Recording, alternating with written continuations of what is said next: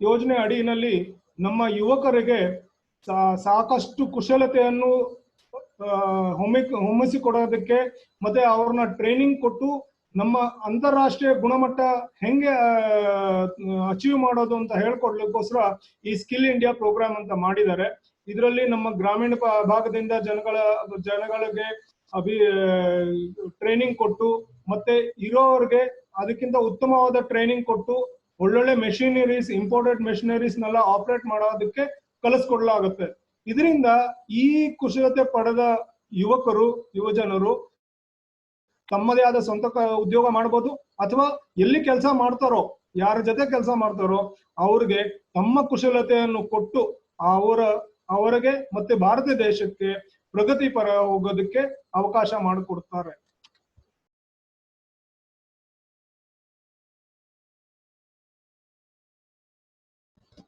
Startup India ಅನ್ನೋದು ಕೂಡ ಒಂದು ಭಾರತ ಸರ್ಕಾರದ ಆಯೋಜನೆ. ಹೆಂಗೆ ನಮ್ಮ ಹತ್ರ ಮೇಕ್ ಇನ್ ಇಂಡಿಯಾ ಇದೆಯೋ ಅದೇ ರೀತಿ ಸ್ಕಿಲ್ ಇಂಡಿಯಾ ಮಾಡಿದ್ರು, ಸ್ಟಾರ್ಟ್ಅಪ್ ಇಂಡಿಯಾ ಅಂತಾನು ಮಾಡಿದ್ರು. ಈ ಸ್ಟಾರ್ಟ್ಅಪ್ ಇಂಡಿಯಾ ಅಂತ ಯೋಜನೆ ಶುರು ಮಾಡೋದಕ್ಕೆ ನಮ್ಮ ದೇಶದಲ್ಲಿ ನಮ್ಮ ಯುವಜನಗಳಲ್ಲಿ ಸಾಕಷ್ಟು ಆಸಕ್ತಿ ಮತ್ತೆ ಬುದ್ಧಿ ಇದೆ. ಅವರು ಸ್ವಂತವಾಗಿ ತಮ್ಮದೇ ವಿಜ್ಞಾನದಿಂದ, ತಮಗೆ ಇರೋ ಜ್ಞಾನದಿಂದ ಒಳ್ಳೊಳ್ಳೆ ಉತ್ಪಾದನೆಗಳನ್ನು ಮಾಡಬಹುದು. ಅದಕ್ಕೋಸ್ಕರ ಅದನ್ನ ಪ್ರೋತ್ಸಾಹ ಮಾಡ್ಲಿಕ್ಕೋಸ್ಕರ ಸ್ಟಾರ್ಟ್ಅಪ್ ಇಂಡಿಯಾ ಅಂತ ಮಾಡಿದ್ರು. ಆ ಸ್ಟಾರ್ಟ್ಅಪ್ ಇಂಡಿಯಾನಲ್ಲಿ ಸ್ವಂತವಾದ ಐಡಿಯಾಸ್ ಇಟ್ಕೊಂಡು ಮತ್ತೆ ಇದನ್ನ MSME ಅಂಡರ್ ಡೆವಲಪ್ಮೆಂಟ್ ಮಾಡ್ಲಿಕ್ಕೆ उपयोग आए।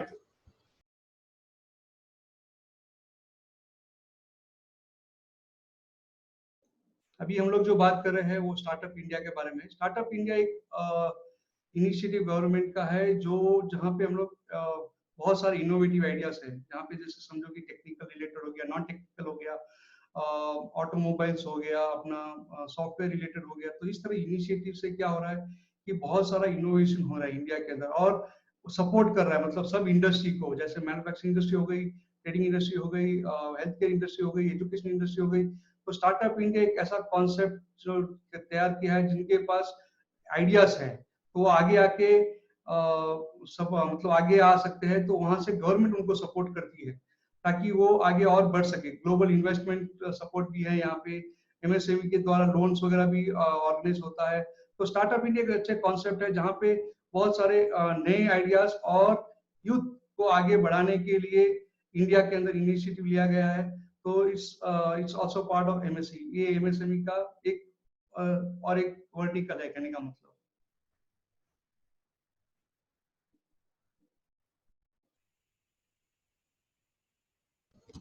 ಸ್ಟಾರ್ಟ್ಅಪ್ ಮೇಕ್ ಇನ್ ಇಂಡಿಯಾ ಅನ್ನೋದನ್ನ ಒಂದು ಯೋಜನೆ ಯಾವಾಗ ಬಿಟ್ರೋ ಅದಕ್ಕೆ ಒಂದು ಲೋಗೋ ಮಾಡಿದ್ರು.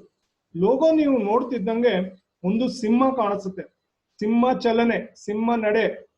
ಸಿಂಹ ನಮ್ಮ ಭಾರತ ದೇಶದಲ್ಲಿ ಒಂದು ಅತಿಯ ಬುದ್ಧಿವಂತ ಪ್ರಾಣಿ ಅಂತ ಪರಿಗಣಿಸಿದೆ.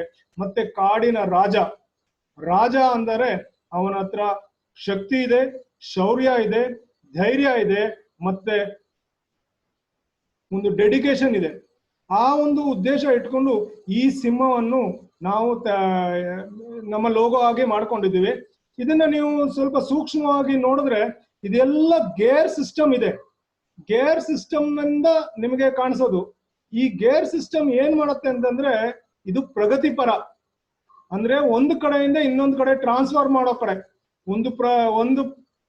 ಒಂದು ಕಡೆ ಇರೋ ಶಕ್ತಿನ ಅದನ್ನ ಅತಿ ಹೆಚ್ಚಾಗಿ ಮಾಡಿ ಇನ್ನೊಂದು ಕಡೆಗೆ ಟ್ರಾನ್ಸ್ಫರ್ ಮಾಡೋಂಗೆ. ಅದೇ ರೀತಿ ಈ ಒಂದು ಸಿಂಬಲ್ ಮ್ಯಾನುಫ್ಯಾಕ್ಚರಿಂಗ್ ಗೆ ಇದೆ. ಮತ್ತೆ ಇದರಲ್ಲಿ ನಮಗೆ ಧೈರ್ಯ, ಶಕ್ತಿ ಮತ್ತೆ ದೇಶದ ಪ್ರೈಡ್ ಕಾಣಿಸುತ್ತೆ.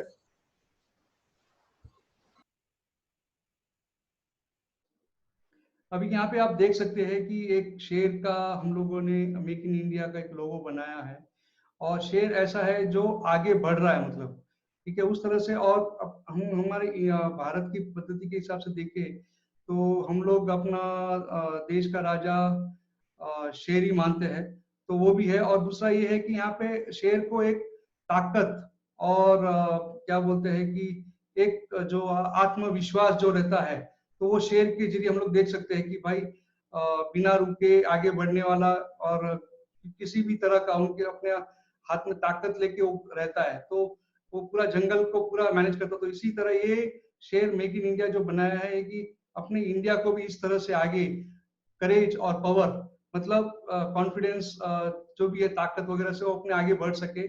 और आप देख सकते हो यहाँ पे कि वो पूरे लोहे से, यानी कि पूरे जो व्हील है और जो गियर्स है उससे बनाया गया है। तो ये सिंबलाइज करता है कि ये हमारे मेन मैन्युफैक्चरिंग के हिसाब से है। और हम लोग यहाँ पे मेक इन इंडिया एक मैन्युफैक्चरिंग हब ओके पूरे वर्ल्ड के अंदर नंबर 1 बनाने के हिसाब से इस तरह को ये कॉन्सेप्ट मेक इन इंडिया को आगे बढ़ाया गया है, ताकि हमारे देश को एक गर्व हो सके और देश का जो है ताकत बढ़ सके। तो हर एरिया में, हर सेक्टर में, तो हम लोग और जानकारी यहाँ पे देंगे आपको, तो जहाँ पे आपको समझ में आएगा तो उस तरह से हम लोग अगर देखते हैं तो ये बहुत जरूरी है।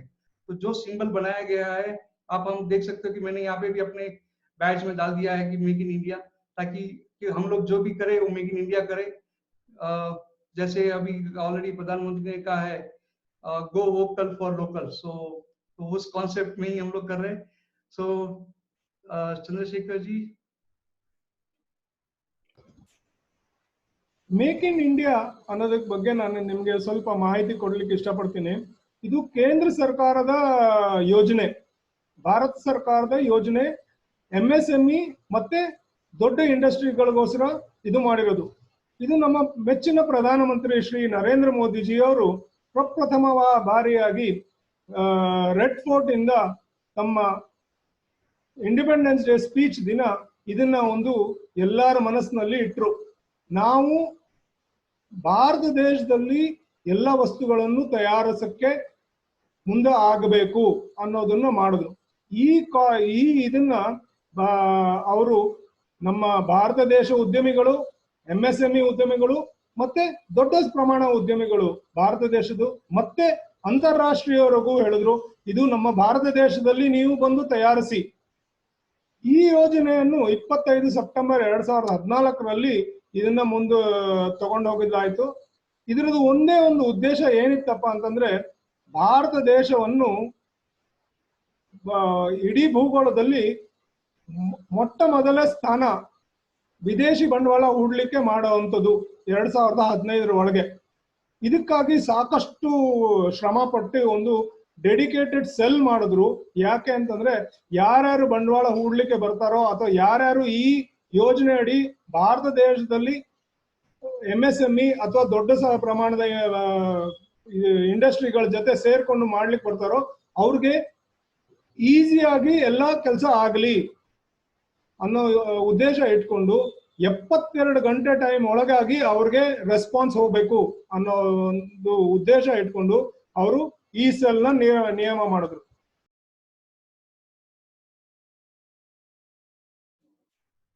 जैसे हम यहाँ पे देख सकते हैं कि हमारे माननीय प्रधानमंत्री नरेंद्र मोदी जी ने 15 अगस्त को ये अनाउंस किया था कि भाई हम लोग मेक इन इंडिया लाना चाहिए भारत में और आगे बढ़ना चाहिए।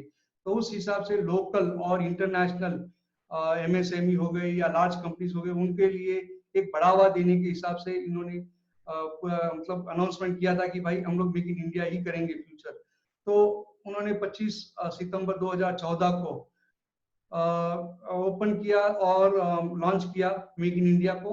और फॉरेन जो है कंपनी, तो उनको बोले कि भाई आप भी आके इन्वेस्ट करो, भारत में हमारे पास इंफ्रास्ट्रक्चर है, लेबर्स है, स्किल्स है, सब है, तो आप आगे आओ, बढ़ो आगे और इन्वेस्ट करो भारत में, ताकि आपको और वहां पे रिसोर्स है, आप उसको बेनिफिट लो और भारत को भी आगे बढ़ना है।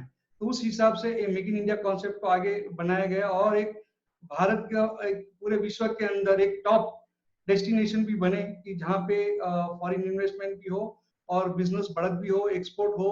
तो उस डेडिकेशन के हिसाब से इसको स्कीम को लागू किया गया। और अभी जो हम लोग देख सकते हैं कि डेडिकेटेड सेल है जो 2 दिन से 3 दिन के अंदर आपको रेस्पॉन्ड कर देती है कि भाई जो भी है आपके क्वेरीज वगैरह है, तो उसका पूरा एक संयोजक तरह से, पूरी तरह से सिस्टमैटिक सेल को बनाया गया और मेक इन इंडिया को एक कॉन्सेप्ट को एक बड़े तरह से पैमाने पे इसको लॉन्च किया गया था।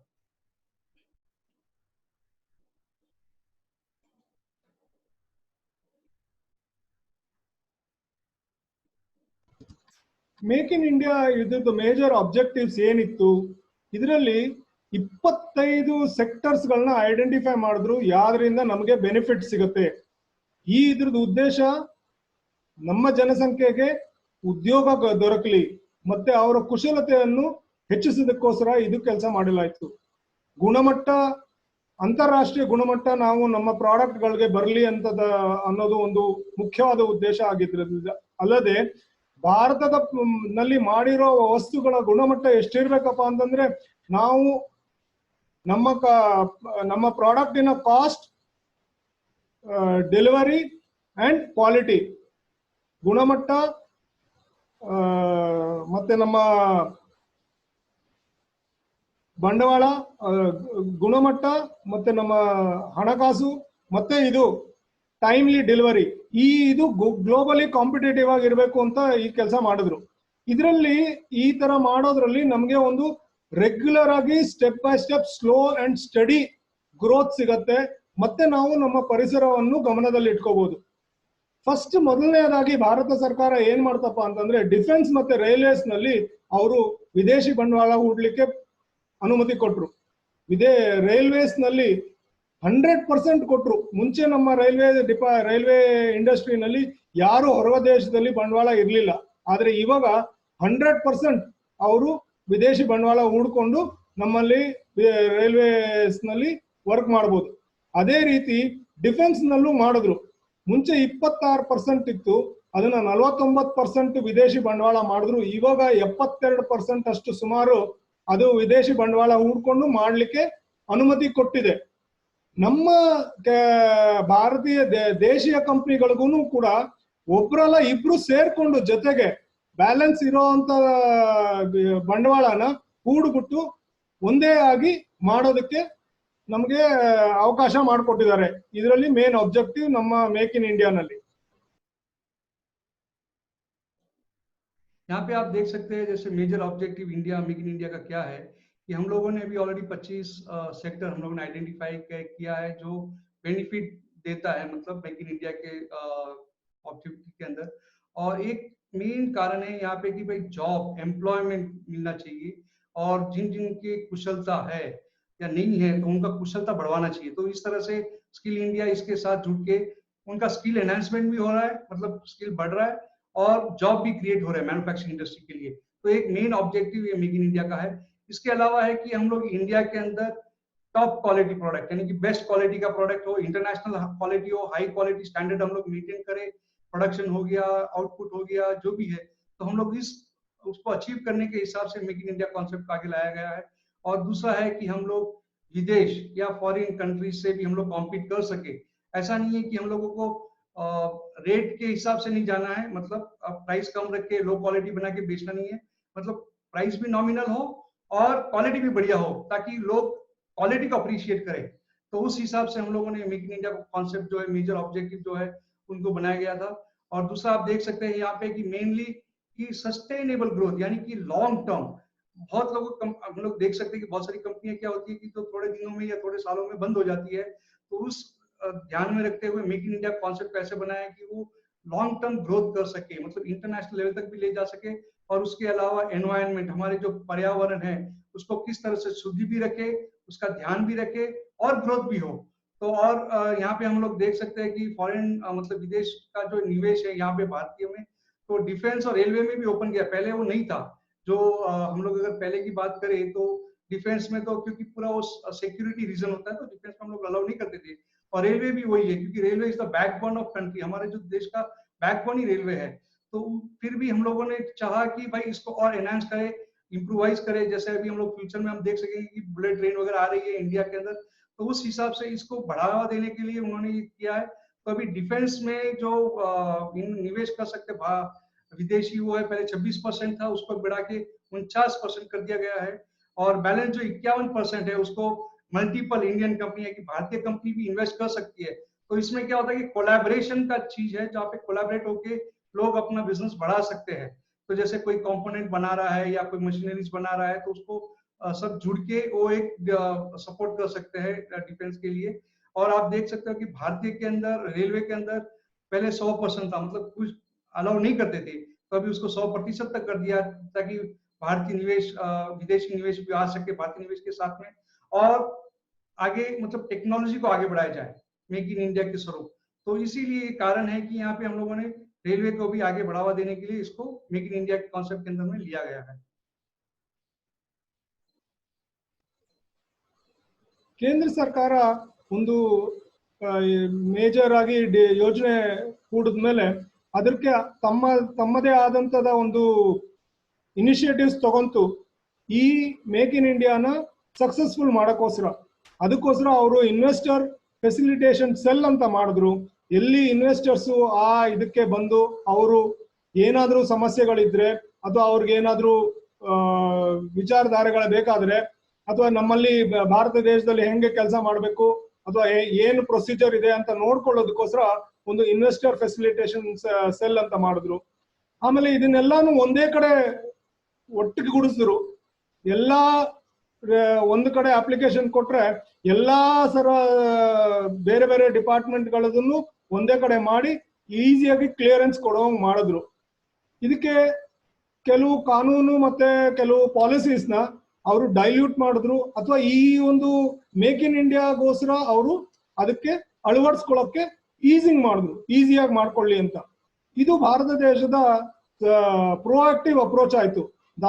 ತಾವೇ ಮೊದಲು ಹೆಜ್ಜೆ ಇಟ್ಟು ಇದನ್ನೆಲ್ಲ ಇರೋ ತೊಂದರೆಗಳನ್ನ, ಇರೋ ರಸ್ತೆನಲ್ಲಿ ಬರುವಂತ ಪ್ರಾಬ್ಲಮ್ಗಳನ್ನ ಸಾಲ್ವ್ ಮಾಡ್ಲಿಕ್ಕೆ ಅವರು ತಗೊಂಡ್ರು. ಇದರಲ್ಲಿ ಮೇಜರ್ ಡಿಸಿಷನ್ ತಗೊಂಡಿರೋದು ಕಂಪ್ನಿ ಆಕ್ಟ್ ನ ಅಮೆಂಡ್ ಮಾಡಿಕೊಟ್ರು. ಆಮೇಲೆ ಜಪಾನ್ ಮತ್ತೆ ಕೊರಿಯಾಗೆ ಫಾಸ್ಟ್ ಟ್ರ್ಯಾಕ್ ಪ್ರಾಜೆಕ್ಟ್ ಮಾಡಿಸಿದ್ರು.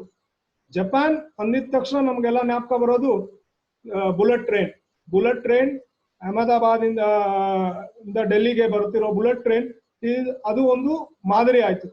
ಇದೇ ತರ ಕೊರಿಯಾನಲ್ಲಿ ಕಾಯ್ ಮೋಟರ್ಸ್ ಅಂತ ಬಂದಿದೆ, ಅದನ್ನು ಇದೇ ಅಡಿಯಲ್ಲಿ ಫಾಸ್ಟ್ ಟ್ರ್ಯಾಕ್ ಪ್ರಾಜೆಕ್ಟ್ ನಲ್ಲಿ ಬಂತು. ಇದು ಎಲ್ಲದರಲ್ಲೂ ಮೇಜರ್ ಇನಿಷಿಯೇಟಿವ್ ಇನ್ನೊಂದು ಏನ್ ತಗೊಂತಪ್ಪ ಅಂತಂದ್ರೆ, ಈ ಸಣ್ಣ ಬಂಡವಾಳ ಹೂಡಿಕೆದಾರರನ್ನ ಪ್ರೊಟೆಕ್ಟ್ ಮಾಡಕ್ಕೆ, ಈ ಅವರು ಅದು ಇನ್ವೆಸ್ಟ್ ಮಾಡಿ ಅಥವಾ ನಮ್ಮಲ್ಲಿ ಮಾಡ್ತಿರೋರ್ನ ಹೊರದೇಶದವರು ಬಂದು ಅದನ್ನ ಕಂಪನಿನ ಕೊಂಡ್ಕೊಳ್ಳೋಂಗೆ ಮಾಡದೇ ಇರೋಂಗೆ ಮೈನಾರಿಟಿ ಇನ್ವೆಸ್ಟ್ಮೆಂಟ್ ನ ತುಂಬಾ ಪ್ರೊಟೆಕ್ಟ್ ಮಾಡಕ್ಕೆ ತುಂಬಾನೇ ಇನಿಷಿಯೇಟಿವ್ ತಗೊಂಡು ಮಾಡಿದೆ. अभी हमारे यहाँ पे देख सकते हैं कि major initiative already make in India में बहुत सारे लिए गए हैं, जहाँ पे एक पहला है इन्वेस्टर फैसिलिटेशन सेल, जहाँ पे जिनको निवेश चाहिए उसके लिए एक अलग से सेल बनाया गया है, ताकि कोई भी वहाँ पे जाके अपने इन्वेस्टमेंट के लिए डॉक्यूमेंटेशन दिखा के वो इन्वेस्टमेंट ला सकते हैं।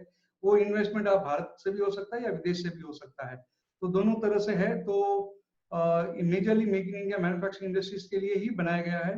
और दूसरा ये है कि कंसोलिडेटेड सर्विस, यानी कि एकदम फास्ट, मतलब कुछ भी सर्विस हो या कुछ भी रिलेटेड, जैसे अभी समझो कि आप कोई इंटरनेशनल मशीनरी वगैरह ला रहे हो या कुछ टेक्नोलॉजी ला रहे हो, तो उसके लिए कैसे सिक्योरिटी क्लियरेंस आपको मिले, तो उस तरह से ये इनिशिएटिव है जहाँ पे सपोर्ट करे। और दूसरा हमारे लिए यहाँ पे मेक इन इंडिया का अलग से पोर्टल बनाया गया है, जहाँ पे बिजनेस के बारे में कुछ भी जानकारी चाहिए या कुछ भी सवाल जो है वहाँ पे आप पूछ सकते हो। तो वहाँ पे ऑफिशियल्स है जो सपोर्ट करते हैं वहाँ पे। तो उस तरह से हम लोग को पूरा एक नेटवर्क बना दिया है, पोर्टल बना दिया है, जहाँ पे पूरी इंफॉर्मेशन जानकारी कभी जब चाहिए आपको मिल जाए। और एक है पॉलिसी वगैरह जो है, लॉ है हमारे भारत में बहुत ही सिंपल कर दिया, जैसे पहले जैसे नहीं है कि पहले क्या बहुत स्ट्रिक्ट होता था कि आप कोई भी कंपनी को यहाँ पे स्टार्ट इजी नहीं कर सकते थे, लैंड नहीं मिलता था या इन्वेस्टमेंट नहीं मिलता था, लोन नहीं मिलता था, तो किसी भी तरह की पॉलिसी, यानी कि इवन पर्यावरण के हिसाब से वगैरह, तो सब हिसाब से अभी देखिए तो अभी पॉलिसी और लॉ को बहुत सिंप्लीफाई कर दिया गया है। और दूसरा ये है कि अभी जो भी पोर्टल पे आते हैं तो उनको एक क्या बोलते हैं, अपने गेस्ट की तरह उनको इंटरेक्शन भी करते हैं और बहुत सपोर्टिव नेचर के हिसाब से बनाया गया है। और दूसरा आप देख सकते हो कि कंपनी में अमेंडमेंट एक्ट भी किया, चेंज किया 2015 में, ताकि उसको और भी सहूलियत मिले कंपनी को मैन्युफैक्चरिंग और इन्वेस्टमेंट के हिसाब से उन्होंने बहुत सारा अमेंडमेंट किया गया है। और दूसरा आप देख सकते हो कि जैसे इंडस्ट्रियल पॉलिसी वगैरह है और फास्ट ट्रैक प्रोजेक्ट्स जापान और कोरिया से लाया गया है, ताकि और भी टेक्नोलॉजी को बढ़ाए। जैसे जापान तो नंबर 1 है टेक्नोलॉजी के अंदर और बहुत सारे उनके पास पेटेंट भी है, तो उनको इसलिए लाया कि वो भी हम लोगों को यहाँ पे ट्रेन करे, लोगों को मैन्युफैक्चरिंग इंडस्ट्री को गाइड करे कि किस तरह से वो भी उस लेवल पे जाए या उससे आगे भी बढ़े। तो इस तरह से एक डिपार्टमेंट इसके लिए अलग से बनाया गया है, industrial policy and promotion department बनाया गया है। और दूसरा है कि बहुत सारे निवेशक है जो छोटे मोटे निवेशक है, तो उनका भी पूरा ये क्या बोलते हैं प्रोटेक्शन रखा है, ताकि उनको कोई नुकसान ना हो, कोई ये चैलेंज ना हो। तो इस तरह से एक इनिशिएटिव जो है, मेजर इनिशिएटिव जो लिए गए बहुत बढ़िया है, जिससे जो भी निवेशक हो, चाहे भारतीय हो विदेशी हो, तो उनका एक सिक्योरिटी भी है, मतलब कंप्लीट सिक्योर है, और उनको उतना विश्वास हो जाए कि वो आगे आके बढ़ के इन्वेस्ट कर सके। तो इसीलिए इसको इनिशिएटिव को आगे लिया गया है। और ये है 25 अप्रूव्ड सेक्टर है ये मेक इन इंडिया के अंदर, जैसे ऑटोमोबाइल हो गया, ऑटोमोबाइल कंपोनेंट है, एविएशन है, बायोटेक्नोलॉजी, केमिकल, कंस्ट्रक्शन, आप सब देख सकते हो ये जो 25 सेक्टर जो है। और आप भी ये भी देख सकते हैं कि कितना हम लोग आगे बढ़ चुके हैं इन सब इंडस्ट्री के अंदर, क्योंकि ये मेक इन इंडिया के अंदर इतना सारा सपोर्ट मिला है कि बहुत सारा आगे बढ़ गया, मतलब इंडस्ट्रीज। अभी जैसे आप बायोटेक्नोलॉजी, अभी आप देख रहे हो कि जैसे कोविड का जो अभी चल रहा है चैलेंज, तो बायोटेक्नोलॉजी बहुत अभी आगे आ रहा है, इसमें यूज हो रहा है। कंस्ट्रक्शन लाइन बहुत सारे इनोवेटिव है, जो फास्ट कंस्ट्रक्शन हो रहा है, प्रोडक्शन, मतलब आप देख सकते हो कि फ्लैट्स वगैरह कंस्ट्रक्शन बहुत स्पीड में होता है, या हाईवे रोड वगैरह है। तो इस तरह से आप देखिए फार्मास्यूटिकल्स हो गया, मेडिसिन, तो मेडिसिन में कितना जन औषधि वगैरह हम लोग अभी भारतीय जन औषधि केंद्र भी हम लोग स्टार्ट किए हैं। तो इस तरह से आप देखेंगे तो फार्मास्यूटिकल जो पहले ज्यादातर इंपोर्ट करते थे, अभी एक्सपोर्ट में आ गए हम लोग। तो इस तरह से हम देखेंगे कि बहुत सारे सेक्टर में इम्प्रोवाइजेशन है, क्योंकि ये अप्रूव्ड सेक्टर होने से इसको ज्यादा मान्यता मिली है कि आगे बढ़ने के लिए, और इसके अंदर इस सब सेक्टरों के अंदर गवर्नमेंट का पूरा सपोर्ट है।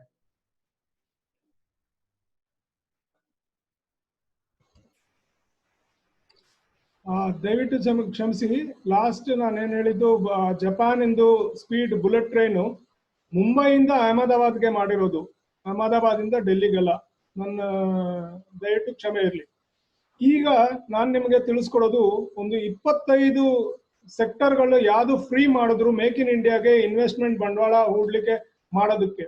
ಈ 25 ಇದು ನೀವು ನಮ್ಮ ಸ್ಕ್ರೀನ್ ಮೇಲೆ ಇವಾಗ ನೋಡ್ತಾ ಇದ್ದೀರಾ. ಇದರಲ್ಲಿ MSME ಹೆಂಗ್ ಬರುತ್ತೆ, ಹೆಂಗ್ ಜೋಡಿಸ್ಕೊಳ್ಳುತ್ತೆ, ಅಥವಾ ದೊಡ್ಡ ಪ್ರಮಾಣದಲ್ಲಿ ಇಂಡಸ್ಟ್ರೀಸ್ ಹೆಂಗ್ ಬರುತ್ತೆ. Automobile, biotechnology, chemical, construction, defence, manufacturing ಇದೆಲ್ಲ ದೊಡ್ಡ ಬಂಡವಾಳದ ಹೂಡಿಕೆ ಆದರೂ ಕೂಡ ಈ ದೊಡ್ಡ ಬಂಡವಾಳ ಹೂಡಿಕೆಗೆ ನಮ್ಮ MSMEಗಳು ಸಾಥ್ ಕೊಟ್ರೇನೆ ಅದು ದೊಡ್ಡ ಕಂಪ್ನಿ ಪ್ರಗತಿ ಮಾಡಲಿಕ್ಕೆ ಸಾಧ್ಯ. ಅದಕ್ಕೆ ನಾವು ಈ ಸೆಕ್ಟರ್ ನಲ್ಲಿ ನಮ್ಮದೇ ಆದಂತ MSME ನಲ್ಲಿ ನಾವು ಏನ್ ಮಾಡ್ತಾ ಇದೀವೋ, ನಾವು ಈ ತರ ಕಂಪ್ನಿಗಳಿಗೆ, ಈ ತರ ಸೆಕ್ಟರ್ಗಳಿಗೆ ನಾವು ಎಂಟರ್ ಆಗಿ ಅದರಲ್ಲಿ ಕೂಡ ನಾವು ರಿಜಿಸ್ಟ್ರೇಷನ್ ಮಾಡಿಕೊಂಡು ನಾವು ಈ ಸೆಕ್ಟರ್ಗಳಿಗೆ ಸಪೋರ್ಟ್ ಮಾಡಬಹುದು. ಅವಾಗ ಏನಾಗುತ್ತೆ ಅಂತಂದ್ರೆ ನಮ್ಗೆ ಈ ಸೆಕ್ಟರ್ಗಳಿಗೆ ಸಪೋರ್ಟ್ ಮಾಡೋದ್ರಿಂದ ನಮ್ಗೆ ಅವರಿಂದ ಟೆಕ್ನಾಲಜಿ ಸಿಗುತ್ತೆ, ನಮ್ಗೆ ಅವರಿಂದ ಸ್ಕಿಲ್ ಡೆವಲಪ್ ಆಗತ್ತೆ, ನಮ್ಗೆ ಅವರಿಂದ ಬಿಸ್ನೆಸ್ ಸಿಗುತ್ತೆ. ನಾವು ಬಿಸ್ನೆಸ್ ಮಾಡಿದ್ರೆ, ಬಿಸ್ನೆಸ್ ಡೆವಲಪ್ ಆದ್ರೆ ದೇಶ ನಮ್ಮ ಜೊತೆ ಡೆವಲಪ್ ಆಗುತ್ತೆ. ಈ ಒಂದು ಆಲೋಚನೆಯಿಂದ 25 ಸೆಕ್ಟರ್ ಓಪನ್ ಮಾಡಿದ್ರು. MSMEಗಳು ಈ ಎಲ್ಲಾ ಕ್ಷೇತ್ರದಲ್ಲಿ ಅವ್ರು ಯಾರ್ಯಾವ್ದು ಕ್ಷೇತ್ರದಲ್ಲಿ ಇದಾರೋ ಆ ಕ್ಷೇತ್ರದಲ್ಲಿ, ಅಂದ್ರೆ ಶೀಟ್ ಮೆಟಲ್ ಫ್ಯಾಬ್ರಿಕೇಶನ್ ಆಗಿರ್ಬೋದು, ಅಥವಾ ಮೆಷಿನಿಂಗ್ ಆಗಿರ್ಬೋದು, ಅಥವಾ ಡೈಕಾಸ್ಟಿಂಗ್ ಆಗಿರ್ಬೋದು, ಪ್ರತಿಯೊಂದು 25 ಸೆಕ್ಟರ್ ಅಲ್ಲೂ ಉಪಯೋಗಕ್ಕೆ ಬರುತ್ತೆ. ಅದನ್ನ ನಾವು ಐಡೆಂಟಿಫೈ ಮಾಡಿಕೊಂಡು ನಾವು ಆ ತರ ಕೆಲಸ ಮಾಡಿದ್ರೆ ನಮಗೆ ಬಿಸ್ನೆಸ್ ಇಂಪ್ರೂವ್ಮೆಂಟ್ ಆಗತ್ತೆ.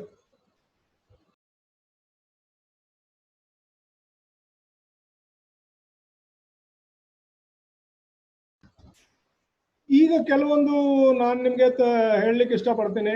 ನಮ್ಮ ಭಾರತ ದೇಶದಲ್ಲಿ ನಾವು ಯಾಕೆ ಮೇಕ್ ಇನ್ ಇಂಡಿಯಾ ಮಾಡ್ತಾ ಇದೀವಿ?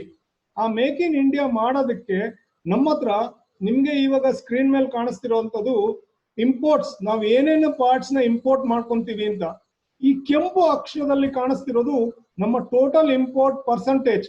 ಈ ಪರ್ಸೆಂಟೇಜ್ ನ ನಾವು ಗುರಿ ಇಟ್ಕೊಂಡು ಈ ಪರ್ಸೆಂಟೇಜ್ ನ ಕಮ್ಮಿ ಮಾಡಿದ್ರೆ ನಮ್ಗೆ ತುಂಬಾನೇ ಇಂಪೋರ್ಟ್ ಟ್ಯಾಕ್ಸಸ್ ಎಲ್ಲ ಮಿಗತ್ತೆ, ಮತ್ತೆ ನಾವು ಸ್ವಾವಲಂಬಿಯಾಗಿ ನಿಂತ್ಕೋಬಹುದು.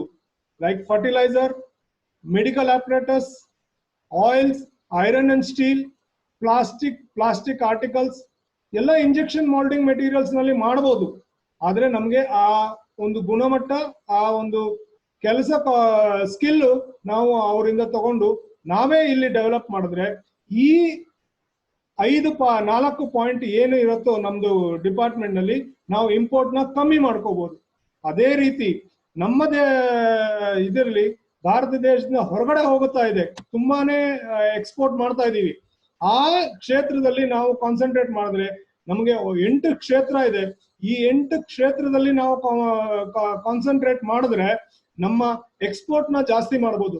ಎಕ್ಸ್ಪೋರ್ಟ್ ಯಾವಾಗ ಜಾಸ್ತಿ ಆಗುತ್ತೋ ನಮ್ಮ ಲೋಕಲ್ ಬ್ರ್ಯಾಂಡಿಂಗ್ ಜಾಸ್ತಿ ಆಗತ್ತೆ, ಹೊರಗಡೆ ದೇಶಕ್ಕೆ ಗೊತ್ತಾಗತ್ತೆ. ನಮ್ಮಲ್ಲಿ ಕುಶಲತೆ ಇರೋದನ್ನ ನಾವು ವಿದೇಶಗಳಿಗೆ ತೋರಿಸಬಹುದು. ಮತ್ತೆ ನಾವು ಹಳೆಯಂತೆ ನಮ್ಮ ಪೂರ್ವಜರು ಹೇಳ್ತಿದ್ರು ಭಾರತ ದೇಶ ಒಂದು ಚಿನ್ನದ ಪಕ್ಷಿ ಅಂತ, ಆ ಮಟ್ಟಕ್ಕೆ ನಾವು ತಲುಪಲಿಕ್ಕೆ ಅವಕಾಶ ಸಿಗತ್ತೆ.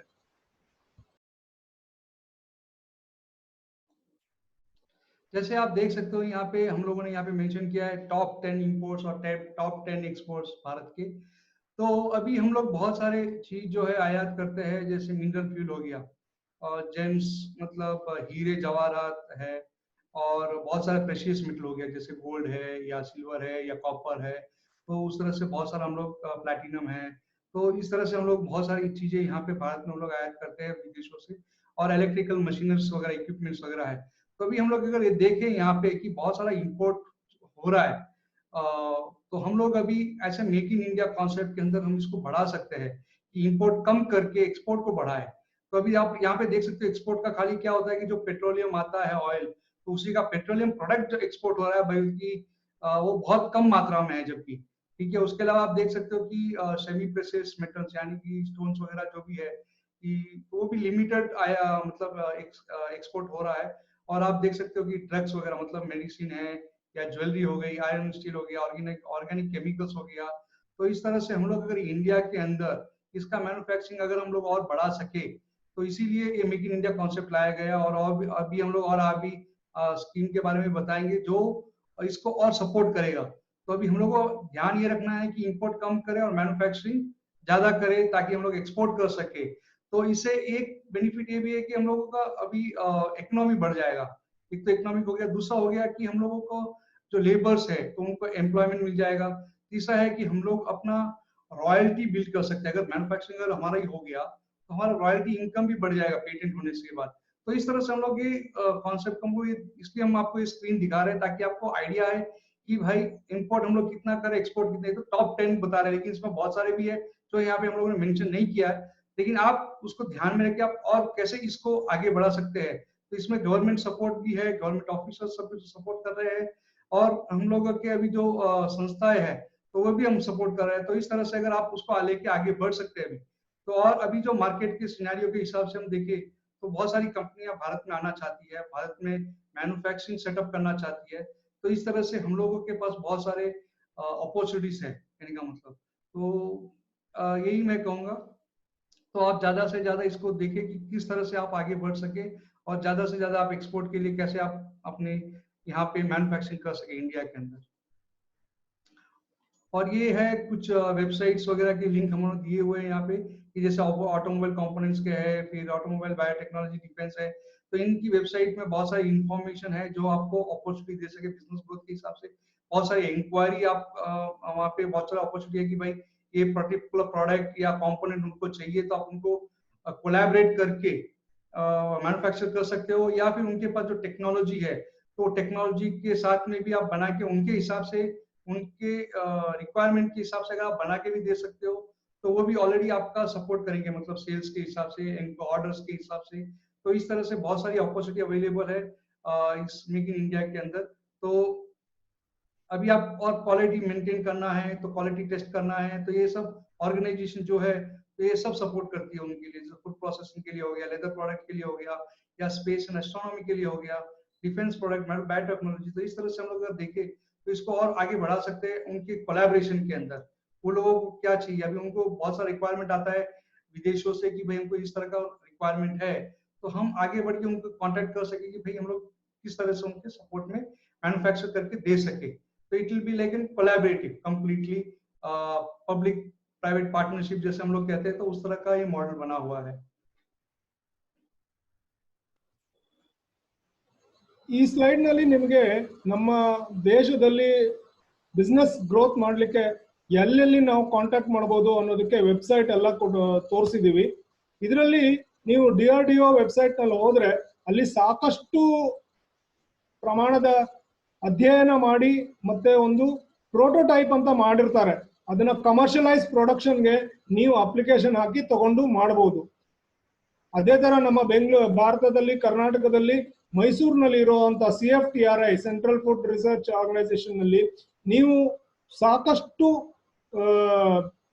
ಗಿಡಮೂಲಿಕೆಗಳು ಇಂದ ತಯಾರಿಸಿರುವಂತದ್ದು ಔಷಧಿಗಳು ಮತ್ತೆ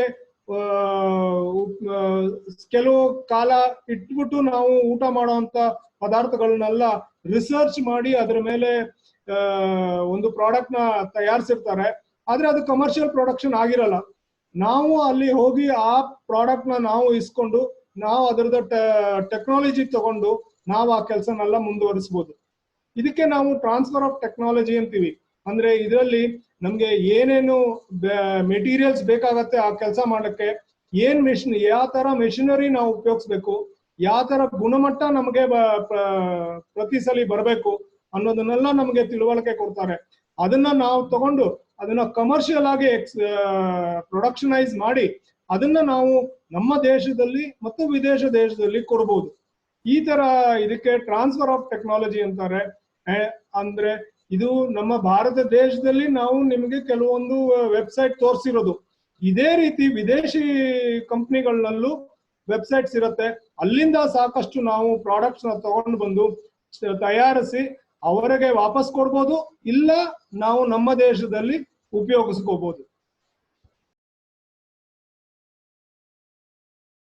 जैसे अभी चंद्रशेखर जी कह रहे थे कि ये फूड प्रोसेसिंग का जो CFTRI है मैसूर के अंदर बना हुआ है, जो फूड की टेक्नोलॉजी यानी कि रिसर्च बना के उन्होंने अपने हिसाब से प्रोडक्ट को हर्ब को कैसे यूज करना है तो उसकी सब जानकारी वहाँ पे दी गई है। और डिफेंस के DRDO के अंदर भी तो बहुत सारी जानकारी दी गई है कि कैसे टेक्नोलॉजी है, क्या मशीनरी यूज करना चाहिए, कैसे प्रोडक्शन करना चाहिए, क्या रिक्वायरमेंट है।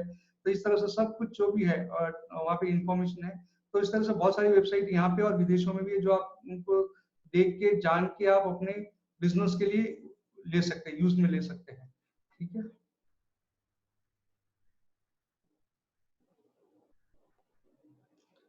सो चंद्रशेखर ಟ್ರಾನ್ಸ್ಫರ್ ಅಂಡ್ ಟೆಕ್ನಾಲಜಿ ನಾನು ಹೇಳ್ದಂಗೆ ನಮ್ಮ ಹತ್ರ ಬೇರೆ ದೇಶದಿಂದ ಟೆಕ್ನಾಲಜಿ ತಗೊಂಡ್ಬರ್ಬೋದು, ಬಂಡವಾಳ ಹೂಡಿಕೆ ತಗೊಂಡ್ಬರ್ಬೋದು. ಇದನ್ನೆಲ್ಲ ನಾವು ಬಳಸಿ ಅವರ ಜೊತೆ ಅವರ ಟೆಕ್ನಾಲಜಿ ಇಟ್ಕೊಂಡು ಅವರದ ಸಹಯೋಗದಿಂದ ಮತ್ತೆ ಅವರ ಬಂಡವಾಳದಿಂದ ನಾವು ಒಂದು ಉತ್ತಮ ಗುಣಮಟ್ಟವಾದ ಪ್ರಾಡಕ್ಟ್ ನ ನಮ್ಮ ದೇಶದಲ್ಲಿ ಉಪಯೋಗಿಸೋದಕ್ಕೆ ಬಳಸೋದಕ್ಕೆ ಮತ್ತು ವಿದೇಶಕ್ಕೆ ಟ್ರಾನ್ಸ್ಫರ್ ಮಾಡೋದಕ್ಕೆ ನಾವು ತುಂಬಾನೇ ಸಹಾಯಕಾರಿ ಆಗಿರುತ್ತೆ.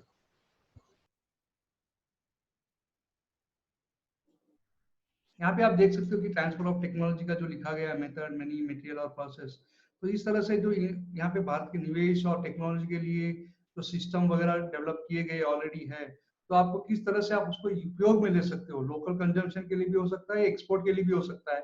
तो एक बेनिफिट है कि ऑलरेडी जितने रिसर्च कंपनीज है हर एक अभी जो सेक्टर में हम लोगों ने जो पहली वाली जो स्लाइड में हमने दिखाया था, तो वहाँ पे दिखा कि किस तरह से टेक्नोलॉजी उन्होंने डेवलप करके रखी हुई है, उनका रिसर्च किया हुआ है, कौन सा प्रोडक्ट कैसे बनेगा, किस तरह से बनेगा, मशीनरी क्या यूज करनी है। तो आप ये सब को लेके यहाँ पे आप उपयोग में ला सकते हैं। तो एक ही इम्पोर्टेंट है, ट्रांसफर ऑफ टेक्नोलॉजी बहुत इंपॉर्टेंट है क्योंकि ये पेटेंटेड होगा तो खाली कुछ कंपनियां जो उनके साथ जुड़ के वो कर सकती है, मतलब ठीक है। और उनके लिए ये भी नहीं है कि मार्केटिंग उनको करना है, मार्केटिंग वो भी कर सकते हैं और उनके साथ जिनसे ये टेक्नोलॉजी ले रहे हैं वो भी सपोर्ट करेंगे कि किस तरह से जो प्रोडक्ट आप बना रहे हो क्वालिटी प्रोडक्ट है जो भी है तो कैसे उसको सपोर्ट करें और एक्सपोर्ट के लिए वगैरह। ठीक है।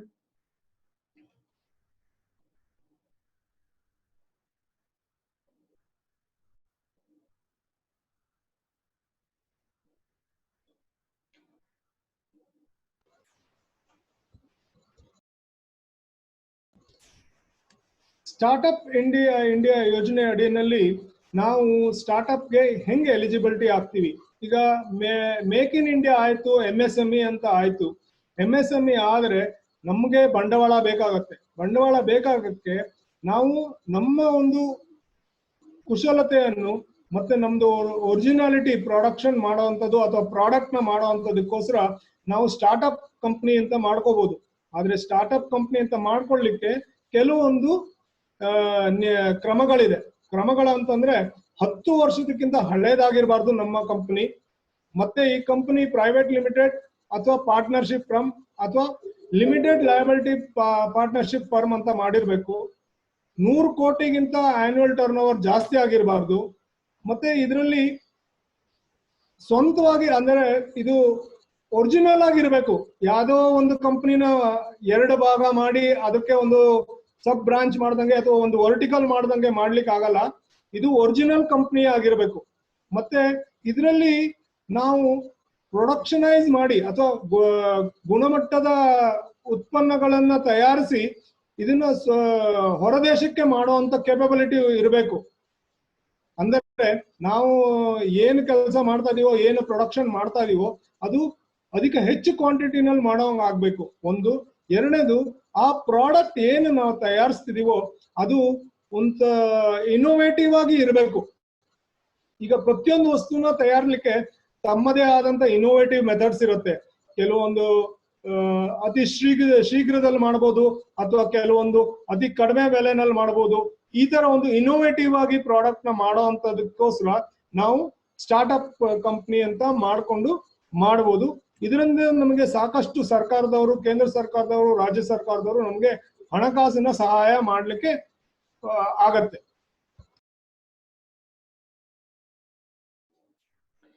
अभी यहाँ पर दे सकते हैं यहाँ पे कि अभी जो भी है कि कौन कौन एलिजिबल हो सकता है। जैसे DPIIT स्टार्टअप के अंदर, तो DPIIT का मतलब है department for promotion of industry and internal trade. तो ये जो स्टार्टअप जो भी उनके लिए क्या क्राइटेरिया है, क्यों एलिजिबिलिटी चाहिए मेक इन इंडिया के अंदर या MSME के अंदर रजिस्टर हो, ताकि उनको MSME के अंदर देखा जाए और लोन मिले, मुद्रा वगैरह जो भी स्कीम है। तो यहाँ पे पहला पार्ट है कि वो कंपनी 10 साल पुरानी नहीं होनी चाहिए, 10 साल के अंदर होनी चाहिए MSME रजिस्टर होने के लिए। दूसरा है कि कंपनी जो भी है वो प्राइवेट लिमिटेड या रजिस्टर्ड पार्टनरशिप या फिर क्या बोलते हैं लिमिटेड लायबिलिटी पार्टनरशिप LLP, तो वो कंपनी रजिस्टर होनी चाहिए MSME रजिस्ट्रेशन के लिए। दूसरा, उनका जो टर्नओवर है वो 100 करोड़ के ऊपर, 100 करोड़ से ज्यादा ना हो फाइनेंशियल ईयर के अंदर फ्रॉम द इनकॉर्पोरेशन। ओके, तो इस तरह से अगर ये सब क्राइटेरिया अगर मीट होता है तो वो एलिजिबल होते हैं। दूसरा होता है कि उनका ओरिजिनलिटी, तो जो फर्म है वो कहीं से भी डिवाइड होके, डिवीजन होके ना हो और स्प्लिट होके, मतलब वो उनका खुद एक ही कंपनी हो जो स्टैंडर्ड और अपना खुद का चला हुआ हो, उसमें भाग ना हो। तो उस तरह से अगर हो ओरिजिनल तो उसको एलिजिबल माना जाएगा। दूसरा, आप देख सकते हैं इनोवेटिव और स्केलेबल। ये इसलिए देख रहे हैं कि भाई आप जो प्रोडक्ट या जो मैन्युफैक्चरिंग आप कर रहे हो इंडिया के अंदर वो कितना यूनिक है, कितना डिफरेंट है और किस तरह से आप स्केल कर सकते हो। क्योंकि हम लोग यहाँ पे सिर्फ डोमेस्टिक कंजम्पशन का भी देख रहे हैं और एक्सपोर्ट का भी देख रहे हैं। तो इस हिसाब से जो आपका बिजनेस मॉडल है वो कैसा है, बिजनेस मॉडल स्केलेबल है, नहीं है, प्रॉफिटेबल है, नहीं है। अगर प्रॉफिटेबल नहीं है और अगर एम्प्लॉयमेंट नहीं ज्यादा बढ़ा सकती है तो फिर वो कंपनी मतलब आगे ग्रोथ नहीं कर पाएगी। तो इस तरह से ये सब एलिजिबिलिटी इसलिए रखा गया है ताकि आप कंपनी को आगे से आगे बढ़ा सके और इम्प्रूव कर सके। तो अगर आप प्रोडक्ट का अगर इम्प्रूवमेंट चाहते हैं, प्रोसेस का इम्प्रूवमेंट चाहते हैं, तो आपको क्या चाहिए, तो आपको फंड चाहिए और प्रॉफिटेबल बिजनेस मॉडल होना चाहिए। मतलब लोगों को एम्प्लॉय कर सको, स्किल लेबर्स को।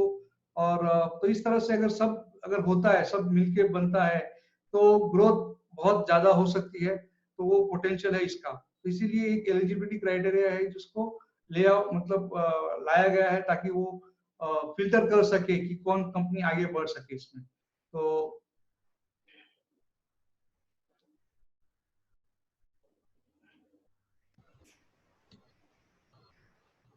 ಇವಾಗ ನಮ್ಮ ರಾಜ್ಯ ಸರ್ಕಾರ, ಕೇಂದ್ರ ಸರ್ಕಾರ ನಮ್ಮ MSME ಡೆಫಿನೇಷನ್ ನ ಚೇಂಜ್ ಮಾಡಿದೆ ಇತ್ತೀಚೆಗೆ. ಅದರಲ್ಲಿ ನಾವು ಡಿಫೈನ್ ಮಾಡಿರೋ MSME ಅಂತ ಅಂದ್ರೆ micro, small and medium enterprises ಅಂತ. ಆ ಒಂದು ಇದರಲ್ಲಿ ಮೈಕ್ರೋಗೆ ಕ್ಯಾಪಿಟಲ್ ಇನ್ವೆಸ್ಟ್ಮೆಂಟ್ 1 ಕೋಟಿ ರೂಪಾಯಿ ತನಕ ಕ್ಯಾಪಿಟಲ್ ಇನ್ವೆಸ್ಟ್ಮೆಂಟ್ ಇದ್ರೆ ಅದನ್ನ ಮೈಕ್ರೋ ಇಂಡಸ್ಟ್ರಿ ಅಂತ ಕರೀತಾರೆ. 10 ಕೋಟಿಯಷ್ಟು ಇದ್ರೆ ಅದನ್ನ ಸ್ಮಾಲ್ ಇಂಡಸ್ಟ್ರಿ ಅಂತ ಕರೀತಾರೆ. 20 ಕೋಟಿಯಷ್ಟು ಬಂಡವಾಳಕ್ಕೆ ಹೂಡಿಕೆ ಇದ್ರೆ ಅದನ್ನ ಮೀಡಿಯಂ ಇಂಡಸ್ಟ್ರಿ ಅಂತ ಕರೀತಾರೆ. ಇದು ಮುಂಚೆ ಬರೀ ಕ್ಯಾಪಿಟಲ್ ಇನ್ವೆಸ್ಟ್ಮೆಂಟ್ ಮೇಲೆ ಮಾತ್ರ ನಾವು MSME ಅಂತ ಡಿಫೈನ್ ಮಾಡ್ತಾ ಇದ್ವಿ. ಆದ್ರೆ ಇವಾಗ ಅದು ನಾವು ಟರ್ನ್ ಓವರ್ ಮೇಲೂ ಡಿಫೈನ್ ಮಾಡ್ತಾ ಇದೀವಿ. ಅಂದರೆ ಮೈಕ್ರೋ ಇಂಡಸ್ಟ್ರಿಗೆ ನಮ್ಮ ಬಂಡವಾಳ ಹೂಡಿಕೆ 1 ಕೋಟಿ ಇರಬೇಕು, ಮತ್ತೆ ವಾರ್ಷಿಕ ಟರ್ನ್ ಓವರ್ 5 ಕೋಟಿ ತನಕ ಇರಬಹುದು. ಸ್ಮಾಲ್ ಇಂಡಸ್ಟ್ರೀಸ್ ಅಂತಂದ್ರೆ ಅದಕ್ಕೆ ಬಂಡವಾಳ ಹೂಡಿಕೆ 10 ಕೋಟಿ ಇರುತ್ತೆ, ಮತ್ತೆ 50 ಕೋಟಿ ಟರ್ನ್ ಓವರ್ ಇರೋವರೆಗೂ ನಾವು ಸ್ಮಾಲ್ ಇಂಡಸ್ಟ್ರೀಸ್ ಅಂತ ಕರಿಬಹುದು. ಮೀಡಿಯಂ ಇಂಡಸ್ಟ್ರಿಗೆ ಬಂಡವಾಳ ಹೂಡಿಕೆ 20 ಕೋಟಿ ಇರುತ್ತೆ, ಮತ್ತೆ 100 ಕೋಟಿವರೆಗೂ ಟರ್ನ್ ಓವರ್ ಮಾಡೋವರೆಗೂ ನಾವು ಮೀಡಿಯಂ ಸ್ಕೇಲ್ ಇಂಡಸ್ಟ್ರಿನಲ್ಲೇ ಇರ್ತೀವಿ ಅಂತ. MSMEಗೆ ಯಾಕೆ ಡೆಫಿನೇಷನ್ ಚೇಂಜ್ ಮಾಡಿದ್ರು ಅಂತಂದ್ರೆ, MSME ಇಂಡಸ್ಟ್ರಿಗೆ ಪ್ರೋತ್ಸಾಹನೆ ಕೊಟ್ಟು ಅದನ್ನ ಬೆಳೆಸ್ಲಿಕ್ಕೋಸ್ಕರ ಸಾಕಷ್ಟು ಕೇಂದ್ರ ಸರ್ಕಾರ, ರಾಜ್ಯ ಸರ್ಕಾರ ಯೋಜನೆಗಳನ್ನ ಹಮ್ಮಿಕೊಂಡಿದೆ. ಅದರಲ್ಲಿ ನಿಮಗೆ ಬೆನಿಫಿಟ್ ದುಡ್ಡಿನ ಮೂಲಕ ಅಥವಾ ಬೇರೆ ಒಂದು ಟೆಕ್ನಾಲಜಿ ಟ್ರಾನ್ಸ್ಫರ್ ಮಾಡ್ಕೊಳ್ಳೋಕ್ ಮೂಲಕ, ಅಥವಾ ನೀವು ಡಿಜಿಟಲೈಸೇಷನ್ ಮಾಡ್ಕೊಳ್ಳೋಕ್ಕೋಸ್ಕರ ಆಗ್ಲಿ, ಅಥವಾ ನೀವು ನಿಮ್ಮಲ್ಲಿ ವರ್ಕರ್ಸ್ ನ ತಗೊಂಡು ಅವ್ರನ್ನ ಕುಶಲ ಕಾರ್ಮಿಕರಾಗಿ ಮಾಡಿ ಅವ್ರನ್ನ ಬೇರೆ ಕಡೆ ಕಳ್ಸೋದಕ್ಕಾಗ್ಲಿ ಮಾಡೋದಕ್ಕೆ ತುಂಬಾನೇ ಪ್ರೋತ್ಸಾಹ ಕೊಡ್ತಿರೋದ್ರಿಂದ ಈ MSME ಡೆಫಿನೇಷನ್ ನ ಸ್ವಲ್ಪ ವಿಸ್ತಾರ ಮಾಡಿ ಸುಮಾರು ಜಾಸ್ತಿ ಘಟಕಗಳು ಇದ್ರೊಳಗೆ ಬರಲಿ, ಇದರಿಂದ ನಮ್ಮ ದೇಶಕ್ಕೆ ಉಪಯೋಗ ಆಗ್ಲಿ ಅಂತ ಅವರು ಈ MSME ಡೆಫಿನೇಷನ್ ನ ರೀಡಿಫೈನ್ ಮಾಡಿದ್ರು. अभी आप देख सकते हैं यहाँ पे कि MSME का डेफिनेशन बदला गया है। तो MSME यानी micro small and medium enterprise जो है, मैन्युफैक्चरिंग और सर्विस प्रोवाइडर। तो पहले सर्विस प्रोवाइडर और मैन्युफैक्चरिंग इंडस्ट्री के लिए अलग अलग मतलब अलग अलग सेगमेंट बनाया गया था कि कितना कैपिटल होना चाहिए, कितना टर्नओवर होना चाहिए। तो अभी उसको बहुत सिंप्लीफाई कर दिया गया है। और दूसरे बहुत क्या होता था कि बहुत लोग छूट जाते थे इसमें, MSME के अंदर नहीं आ पाते थे, तो इसके लिए उसको इंक्लूड किया गया है। तो अभी आप देख सकते हैं कि माइक्रो के अंदर कैपिटल इन्वेस्टमेंट 1 करोड़ तक रख सकते हैं, मतलब वो खुद की निवेश हो या विदेश निवेश हो, जो भी है 1 करोड़ तक हो निवेश और 5 करोड़ तक उनका टर्नओवर हो, तो वो MSME के अंदर दायरे में माइक्रो के अंदर आएगी। अगर उनका इन्वेस्टमेंट 10 करोड़ तक है और उनका टर्नओवर 50 करोड़ तक है, तो वो स्मॉल के अंदर गिना जाएगा। और मीडियम को 20 करोड़ के इन्वेस्टमेंट और अप टू 100 करोड़ टर्नओवर। तो इनको इसलिए ऐसे माना गया था कि इसमें बहुत सारे अलग अलग लेवल पे बेनिफिट्स है। माइक्रो के लिए, स्मॉल के लिए, मीडियम के लिए बेनिफिट्स होगा, फाइनेंस रिलेटेड हो गया, अपने स्किल होगी, उसके बाद अपना ट्रांसफर ऑफ टेक्नोलॉजी हो गए। तो इस तरह बेनिफिट लेने के हिसाब से उन्होंने इस तरह को सिंप्लीफाई बनाया ताकि सब लोग बेनिफिट ले सके इसके अंदर, और मेक इन इंडिया को आगे बढ़ा सके, MSME को आगे बढ़ा सके।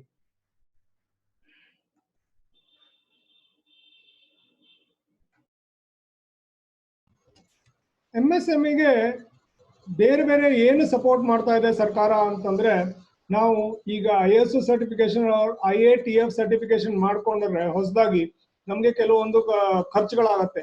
ಆ ಖರ್ಚುಗಳನ್ನ ರಿಎಂಬರ್ಸ್ಮೆಂಟ್ ಮಾಡ್ತಾ ಇದ್ದಾರೆ. ನಮ್ಮ MSME ಮೇಲೆ ಆರ್ಥಿಕವಾಗಿ ಭಾರ ಬೀಳಬಾರ್ದು ಅನ್ನೋ ಒಂದು ಉದ್ದೇಶದಿಂದ ನಮಗೆ ಬೇಕಾದ ಕುಶಲತೆ ಮತ್ತೆ ನಮಗೆ ಬೇಕಾದ ಗುಣಮಟ್ಟ ಸಾಧನೆ ಮಾಡ್ಲಿಕ್ಕೋಸ್ಕರ ನಮ್ಗೆ ಏನು ಖರ್ಚಾಗುತ್ತೋ ಆ ಖರ್ಚಿನಲ್ಲಿ ಕೆಲವೊಂದು ಪೋರ್ಷನ್ ನಮಗೆ ವಾಪಸ್ ಕೊಡ್ತಾ ಇದೆ. ಅದೇ ರೀತಿ credit link capital subsidy scheme, ನಾವು ಟೆಕ್ನಾಲಜಿ ಅಪ್ಗ್ರೇಡ್ ಮಾಡುವಾಗ ನಮ್ಗೆ ಕ್ಯಾಪಿಟಲ್ ಸಬ್ಸಿಡಿ ಕೊಡೋಷ್ಟಕ್ಕೆ ವ್ಯವಸ್ಥೆ ಮಾಡಿದೆ.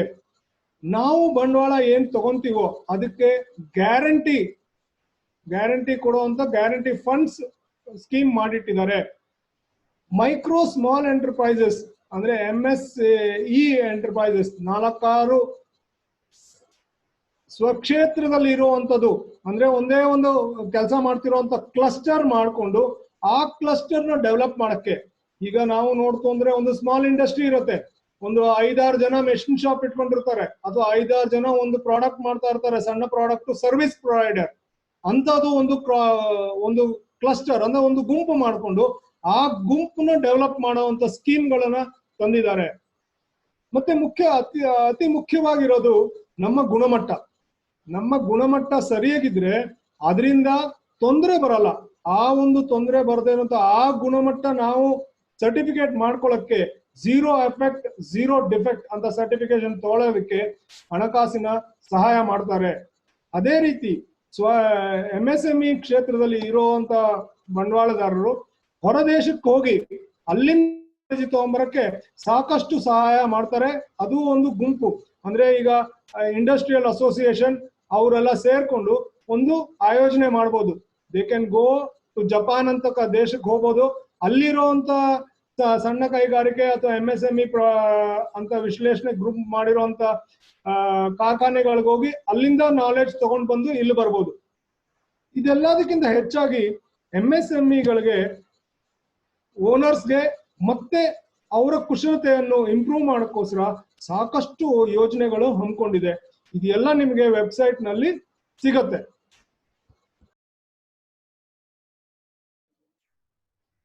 अभी बहुत सारी जो बेनिफिट है, किस तरह से MSME अपने को सपोर्ट कर रही है। तो अभी आप देख सकते हैं कि ISO IATF जो सर्टिफिकेट रीइंबर्समेंट स्कीम है, तो उसमें क्या होता है कि जैसे हम लोग कंपनी का जो प्रोसेस वगैरह है उसको हम लोग ISO सर्टिफिकेट लेना जरूरी होता है। तो वो जो भी हम लोग अगर करवाते हैं अपने ऑर्गेनाइजेशन के अंदर, तो वहां से MSME से अपने को पैसा वापस मिलता है। तो इस तरह से हम लोग प्रोत्साहित कर रहे हैं कि आप आगे बढ़ो, कहने का मतलब। इसके अलावा आप देख सकते हैं कि credit link capital subsidy scheme for technological upgradation, जैसे आप अपनी टेक्नोलॉजी हो गई, मशीनरी हो गई, या जो भी कॉन्सेप्ट आप यूज कर रहे हो, अगर जो प्रोडक्शन और क्वालिटी के लिए अगर बेनिफिट है, तो उसमें भी आपको बहुत सारा सब्सिडी स्कीम है जहाँ पे आपको मतलब बेनिफिट मिलता है। जो कुछ परसेंटेज तक जो सब्सिडी है उसको आपको मिलता है। तो उससे क्या होता है कि आपको और बढ़ावा मिलता है आगे बढ़ने के लिए। और इसके अलावा क्रेडिट गारंटी फंड स्कीम है जो आपके मैन्युफैक्चरिंग इंडस्ट्री के लिए, मशीनरी के लिए हो गया, टेक्नोलॉजी के लिए हो गया, या आपका स्केल अप करना है, जैसे लेबर्स बढ़ाने हैं, तो उसके लिए किस तरह से ये क्रेडिट गारंटी दिया है ताकि आप फ्यूचर बिजनेस को आगे बढ़ाने के लिए वो फंड को यूज करें आप। ठीक है। इसके अलावा MSE है जो माइक्रो स्मॉल एंटरप्राइज तो क्लस्टर डेवलपमेंट स्कीम, तो जिसके अंदर समझो कि अगर आप क्या बोलते हैं हैंडीक्राफ्ट प्रोडक्ट्स वगैरह अगर एक साथ में जुट के सब लोग बन के मिलके अगर करना चाहते हैं, या इसी तरह के समझो टेक्नोलॉजी रिलेटेड है, या फिर समझो मैन्युफैक्चरिंग इंडस्ट्री के जो कंपोनेंट्स मैन्युफैक्चरिंग कर रहे हैं सब जुड़ के, तो उसमें भी बहुत सारी बेनिफिट्स है, स्कीम्स है। तो इस तरह से आप देखेंगे तो बहुत सारी स्कीमें जो ली गई यहाँ पे सपोर्ट करती है MSME के अंदर। और दूसरा है financial support for zero effect defect certification scheme. तो इसमें आपको कुछ भी अगर इश्यूज है कि भाई प्रोडक्शन में है या कुछ भी है, तो आप उसमें किस तरह से आपको आगे बढ़ना है, या तो उस तरह से सर्टिफिकेशन वो लोग आके क्वालिटी टेस्ट वगैरह जो भी करके उसको प्रोवाइड करते हैं। और उसके अलावा इंटरनेशनल कोऑपरेशन स्कीम है, तो ताकि आप इंटरनेशनल निवेश या टेक्नोलॉजी या कंपनी को आगे बढ़ावा है उसके हिसाब से। और दूसरा हम देख सकते हैं एंटरप्रेन्योरशिप और स्किल डेवलपमेंट प्रोग्राम गवर्नमेंट ने लिया हुआ है। आप उनकी वेबसाइट पे जाए तो बहुत सारे कार्यक्रम तैयार किए हैं। अगर आप बिजनेसमैन बनना चाहते हो तो बहुत सारे एंटरप्रेन्योरशिप ट्रेनिंग है। और स्किल डेवलपमेंट मतलब आप किसी कंपनी में कार्य कुशलता के बारे में जानना चाहते हो, या किसी कंपनी में जाना चाहते हो, काम करना चाहते हो, तो उसके लिए पूरी तरह से प्रोग्राम तैयार किए गए हैं, जो मैन्युफैक्चरिंग रिलेटेड हो या सर्विस इंडस्ट्री हो, टेक्नोलॉजिकल रिलेटेड हो। तो जो हम लोग सेक्टर बताए थे 25 सेक्टर, तो उसमें सब रिलेटेड के डिफरेंट डिफरेंट ट्रेनिंग प्रोग्राम वहाँ पे लिस्ट किए गए। आप डायरेक्टली वहाँ पे वेबसाइट पे जाके आप रजिस्टर करके आप अपने आप को सकुशल बना सकते हैं।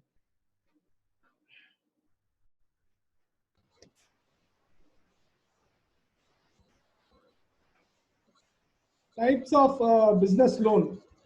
ನಮ್ಮ ಯಾವುದೇ ಒಂದು ಕಾರ್ಯಕ್ರಮ ನಾವು ಶುರು ಮಾಡಬೇಕಾದ್ರೆ ಹಣಕಾಸಿನ ಸಹಾಯ ಬೇಕೇ ಬೇಕಾಗತ್ತೆ. ಅದಕ್ಕೋಸ್ಕರ ಸ್ಟಾರ್ಟ್ಅಪ್ ಬಿಸ್ನೆಸ್ ಯೋಜನೆ ಏನು ಶುರು ಮಾಡಿದ್ರೆ ಅದಕ್ಕೆ ನಮಗೆ ಮುದ್ರಾ ಯೋಜನೆಯಿಂದ ನಮಗೆ ಬಂಡವಾಳ ಕೊಡಲಾಗುತ್ತದೆ.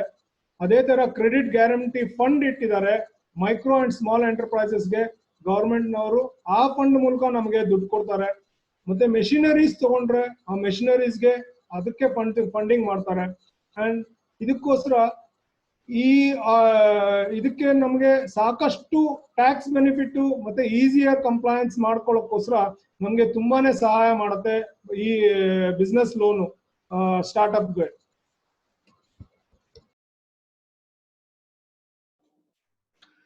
अभी यहाँ पे कितने डिफरेंट तरह के बिजनेस लोन यहाँ पे बताए गए हैं। एक तो है मुद्रा योजना स्कीम जो सबसे ज्यादा पॉपुलर है अपने यूथ और युवा पीढ़ी के लिए।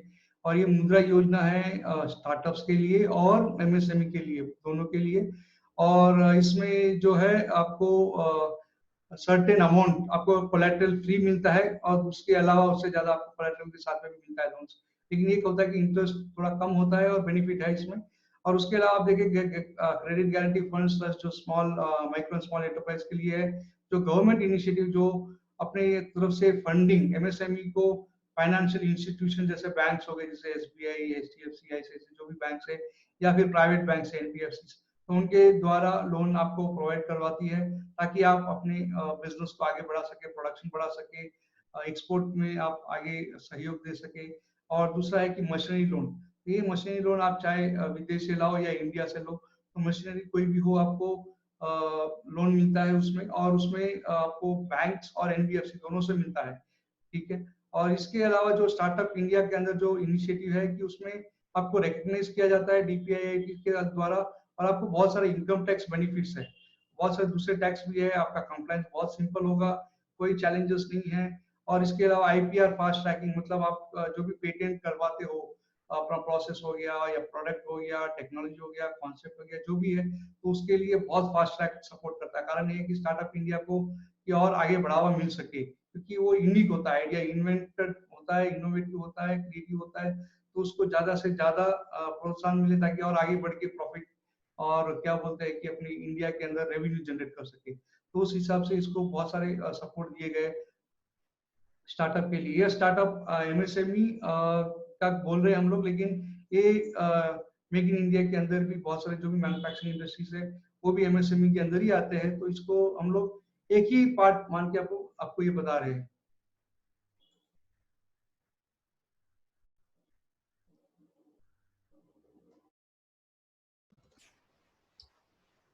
ಈ ಸ್ಲೈಡ್ ನಲ್ಲಿ ನಿಮಗೆ Mudra loan scheme for MSME ನ ವಿಸ್ತಾರವಾಗಿ ಹೇಳಿದ್ದೀವಿ. ಈ ಮುದ್ರಾ ಆಫರಿಂಗ್ ನಲ್ಲಿ ನಿಮಗೆ ಟೆಕ್ನಾಲಜಿ ಎನೇಬಲ್, ಟೆಕ್ನಾಲಜಿ ಅಪ್ಗ್ರೇಡೇಷನ್ ಗೋಸ್ಕರ ನಿಮಗೆ ದುಡ್ಡು ಸಿಗುತ್ತೆ. ರೀಫೈನಾನ್ಸ್ ಫಾರ್ ಮೈಕ್ರೋ ಯೂನಿಟ್ಸ್ ಅಂದ್ರೆ ನಿಮಗೆ ರೀಫೈನಾನ್ಸಿಂಗ್, ಒಂದ್ಸಲಿ ಫೈನಾನ್ಸ್ ಮಾಡಿದೀವಿ, ನಾವು ಇನ್ನೊಂದ್ ಸ್ವಲ್ಪ ಅದಕ್ಕೆ ತಿರ್ಗಾ ಫೈನಾನ್ಸ್ ಮಾಡಿ ನಮ್ಗೆ ಹಣಕಾಸಿನ ಸಹಾಯ ಬೇಕಾದ್ರೆ ಅದು ಮಾಡುತ್ತೆ. ಮತ್ತೆ ಕ್ರೆಡಿಟ್ ಗ್ಯಾರಂಟಿ ಕೊಡ್ತಾರೆ ನಮ್ಮ ಮುದ್ರಾ ಲೋನ್ ನಲ್ಲಿ. ಮತ್ತೆ ಡೆವಲಪ್ಮೆಂಟ್ ಅಂಡ್ ಪ್ರಮೋಷನಲ್ ಸಪೋರ್ಟ್ ಕೊಡ್ತಾರೆ. ನಾವು ನಮ್ಮ ಇನ್ಸ್ಟಿಟ್ಯೂಷನ್ ನ ಡೆವಲಪ್ಮೆಂಟ್ ಮಾಡಬೇಕು ಅಥವಾ ನಮ್ಮ ಸೆಕ್ಟರ್ ನ ಡೆವಲಪ್ ಮಾಡಬೇಕು ಅಂತಂದ್ರೆ ಮುದ್ರಾ ಅಂತ ಯೋಜನೆ ಅಡಿನಲ್ಲಿ ನಾವು ತಗೋಬಹುದು. ಮುದ್ರಾ ಯೋಜನೆ ಅಡಿನಲ್ಲಿ 3 ತರ ಫೈನಾನ್ಸಿಂಗ್ ಮಾಡ್ತಾರೆ. ಒಂದು ಶಿಶು ಮುದ್ರಾ ಯೋಜನಾ, ಕಿಶೋರ್ ಮುದ್ರಾ ಯೋಜನಾ, ತರುಣ ಮುದ್ರಾ ಯೋಜನಾ ಅಂತ.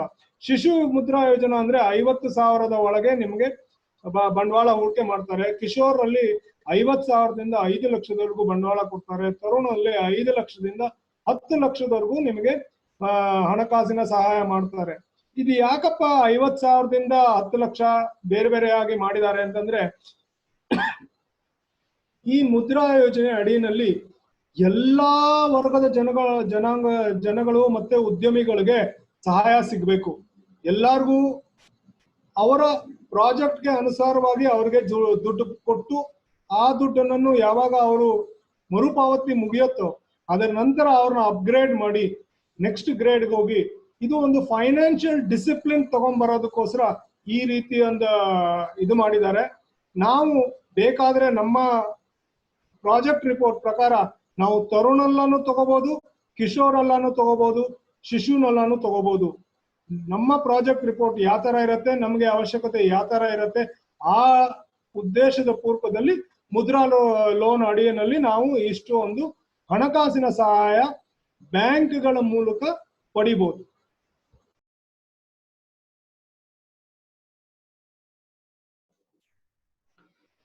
तो मुद्रा लोन स्कीम जो है एमएसएमई के लिए बनाई गई है ज्यादातर, और एमएसएमई मेक इन इंडिया सब इसके अंदर है, स्टार्टअप इंडिया, डिजिटल इंडिया। तो अभी मुद्रा ऑफरिंग्स हम लोग जो बोल रहे हैं, ये यहाँ पे पूरा ग्राफ दिखाया गया डिटेल के अंदर। तो इसके अंदर अगर आप देखेंगे कि मेनली हम लोग यहाँ पे टेक्नोलॉजी एनेबल उनके लिए है, और दूसरा होता है कि रीफाइनेंस फॉर माइक्रो यूनिट्स जो है commercial banks, NBFC, RRB, RSB, MFI के थ्रू द्वारा आपको लोन दिया जाता है। और दूसरा है क्रेडिट गारंटी जो मुद्रा लोन है थ्रू एनसीजीटीसी के द्वारा, और डेवलपमेंट एंड प्रमोशन सपोर्ट भी है मुद्रा ऑफरिंग। तो अभी इसमें अगर आप देखिए रीफाइनेंस का, तो यहाँ पे शिशु लोन जो है 50,000, किशोर है 50,000 से 5 लाख, और तरुण है 5 लाख से 10 लाख। ये अलग अलग स्कीम इसलिए बनाई गई है कि हर एक की जरूरत अलग अलग होती है बिजनेस के लिए, तो किस जरूरत है आपको, उस हिसाब से आप उस तरह के लोन को आप रीफाइनेंस करवा सकते हो ऑलरेडी। और दूसरा है कि आपको क्या बोलते हैं कि डेवलपमेंट और प्रमोशन के अंदर जाना है, तो आपको बहुत सारा क्रेडिट गारंटी भी मिलती है, लोन्स, मुद्रा लोन्स। अभी हम लोग देख सकते हैं कि अभी आपको बताएंगे ना आत्मनिर्भर के अंदर किस तरह से लोन को एनहांस किया जा गया है, कितने पैकेज दिए गए हैं गवर्नमेंट फाइनेंस को आगे आप आगे बढ़ सके। तो उस तरह से अगर हम लोग देखें कि मुद्रा लोन जो है वो हर सेगमेंट के लिए, हर सेक्टर के लिए डिफाइन किया गया है, ताकि आगे बढ़े, एक्सपोर्ट करे, मैन्युफैक्चरिंग करे। और अगर आप देखें यहाँ पे उसके अंदर और भी और है कि सेक्टर डेवलपमेंट करने के लिए, मतलब अभी कोई पर्टिकुलर इंडस्ट्री, ऑटोमोबाइल हो गया या फिर कुछ समझो बायोटेक्नोलॉजी रिलेटेड है, तो इस तरह से उनके डेवलपमेंट के हिसाब से भी मुद्रा लोन है। उनको अगर देख सकते हैं, अगर स्किल इंडिया मतलब उसके कॉन्सेप्ट के अंदर भी आता है, जहाँ पे अगर आप स्किल इम्प्रोवाइज करते हो, ट्रेनिंग देते हो, तो उनको भी आप गवर्नमेंट से सब्सिडी मिलती है। तो और इंस्टीट्यूशन डेवलपमेंट भी है। तो इस तरह से सब प्रकार से हम लोग एक एक बैनर के अंदर, मुद्रा के अंदर आपको पूरा सपोर्ट मिलता है, लोन से लगा के आपको सपोर्ट वगैरह कंप्लीट। और जो भी एलिजिबिलिटी वगैरह है वो ऑलरेडी हम लोग पहले बता चुके हैं आपको, कि भाई आपको 10 साल के अंदर होनी चाहिए कंपनी, उनका टर्नओवर इतना होना चाहिए, आपको ऑलरेडी बता चुके हैं। तो उस तरह से आप देख सकते हो आपको क्या जरूरत है।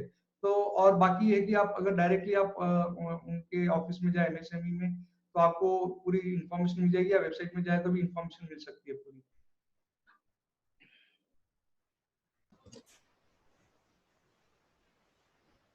ಆತ್ಮನಿರ್ಭರ್ ಭಾರತ ಇದು ಒಂದು ನಮ್ಮ ಪ್ರಧಾನಮಂತ್ರಿಯವರು ಕರೆ ಕೊಟ್ಟಿದ್ದು ಮೊನ್ನೆ ಲಾಕ್ಡೌನ್ ಪೀರಿಯಡ್ ನಲ್ಲಿ.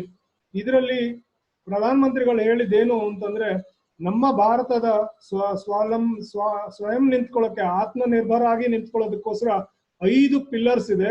ಆ 5 ಪಿಲ್ಲರ್ಸ್ ನಲ್ಲಿ ನಮ್ಮ ಎಕಾನಮಿ ತುಂಬಾ ಚೆನ್ನಾಗಿರ್ಬೇಕು, ನಮ್ಮ ಇನ್ಫ್ರಾಸ್ಟ್ರಕ್ಚರ್ ಡೆವಲಪ್ ಆಗಬೇಕು, ನಮ್ಮಲ್ಲಿ ಪ್ರಾಪರ್ ಸಿಸ್ಟಮ್ಸ್ ಇರಬೇಕು, ನಮ್ಮಲ್ಲಿ ಡಿಮ್ಯಾಂಡ್ಸ್ ಇದೆ, ನಮ್ಮ ಪ್ರಾಡಕ್ಟ್ಗೆ ಹೊರ ದೇಶದಲ್ಲೂ ಡಿಮ್ಯಾಂಡ್ಸ್ ಕ್ರಿಯೇಟ್ ಮಾಡೋಂಗ್ ಮಾಡಬೇಕು, ಮತ್ತೆ ನಮ್ಮದು ಒಂದು ಅತಿ ಉತ್ತಮ ವೈಬ್ರೆಂಟ್ ಆಗಿರುವಂತ ವಿಶಾಲವಾಗಿರುವಂತ ಭಾರತ ದೇಶ.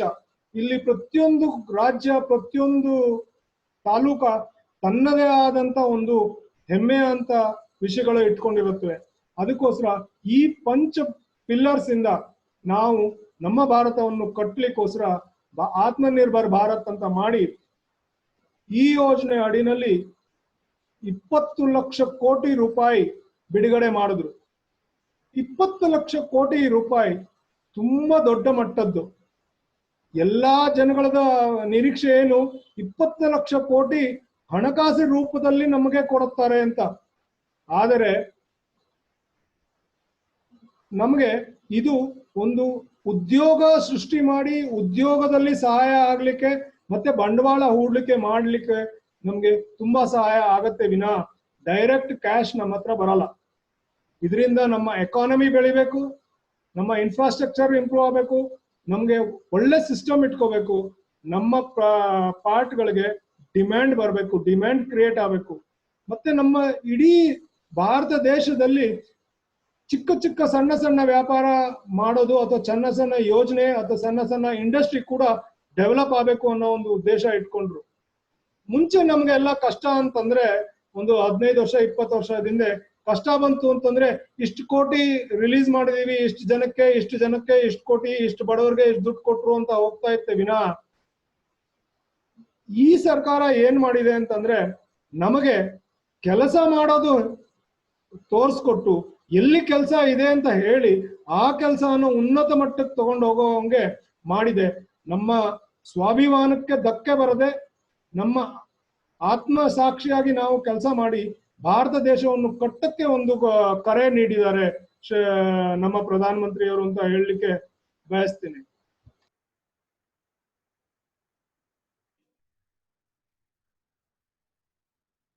अभी आप यहाँ पे देख सकते हैं कि हम लोग जो है आत्मनिर्भर भारत के बारे में बता रहे हैं, जो प्रधानमंत्री नरेंद्र मोदी जी ने बताया था। और उन्होंने ऑलरेडी 20 लाख करोड़ का पैकेज बनाया है, जो भारत देशवासियों को दे सके।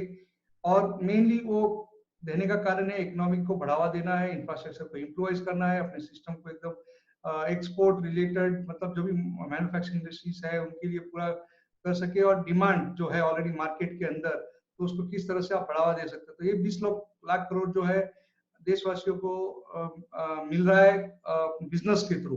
तो जो भी बिजनेस स्कीम्स है, जो भी बिजनेस लोन्स है और जो भी ऑलरेडी मैन्युफैक्चरिंग इंडस्ट्रीज है, उनके जरिए ये लोन दिया जा रहा है, ताकि क्या होता है कि अगर हम लोग डायरेक्टली अगर पैसा दे भी देते हैं तो पैसा रहता नहीं है, टिकता नहीं है। तो उसके लिए इन्होंने उस तरह से स्कीम बनाई कि ताकि MSME, manufacturing industry, make in India, startup India, इन सब थ्रू के हिसाब से आपको फंडिंग दिया जा रहा है ताकि आप अपने बिजनेस को और आगे बढ़ा के ले जा सके।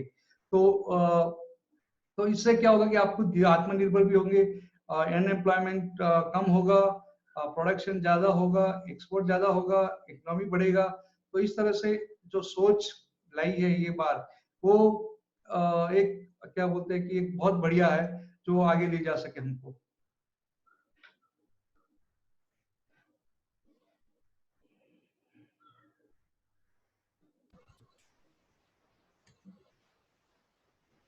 ಈ ಆತ್ಮನಿರ್ಭರ ಯೋಜನೆ ಅಡಿನಲ್ಲಿ ನಮಗೆ MSME ಮತ್ತೆ ಅಗ್ರಿಟೆಕ್ಗೆ ಸಾಕಷ್ಟು ಹಣಕಾಸು ಸಹಾಯ ಮಾಡಿದ್ದಾರೆ. 3 ಲಕ್ಷ ಕೋಟಿ ಕೊಲಾಟ್ರಲ್ ಫ್ರೀ ಆಟೋಮೆಟಿಕ್ ಲೋನ್ MSMEಗೆ ಸಿಗುತ್ತೆ. ಈ ಪ್ಯಾಂಡಮಿಕ್ ಇಂದ, COVID-19 ಪ್ಯಾಂಡಮಿಕ್ ಇಂದ ನಾವು ಲಾಕ್ಡೌನ್ ಅನುಭವಿಸಿದ್ವಿ. ಲಾಕ್ಡೌನ್ ಕಾಲದಲ್ಲಿ ಪ್ರತಿಯೊಬ್ಬ ಸರ್ವೇ ಸಾಮಾನ್ಯ ವ್ಯಾಪಾರಸ್ಥನಿಂದ ಹಿಡಿದು ಸರ್ವೇ ಸಾಮಾನ್ಯ ವರ್ಕರ್ ವರ್ಗುನು ತುಂಬಾನೇ ಕಷ್ಟ ಬಂತು. ಅದಕ್ಕೆ ಈ ಕಷ್ಟ ಕಾಲನ ಪರಿಹರಿಸಿಕೊಳ್ಳೋಕೋಸ್ಕರ 3 ಲಕ್ಷ ಕೋಟಿ ಕೊಲಾಟ್ರಲ್ ಫ್ರೀ ಆಟೋಮೆಟಿಕ್ ಲೋನ್. ನಿಮ್ದು ಏನಾದ್ರೂ ಲೋನ್ ಇದ್ರೆ ಅದರಲ್ಲಿ ಸರಿಸುಮಾರು 20% ಅಷ್ಟು,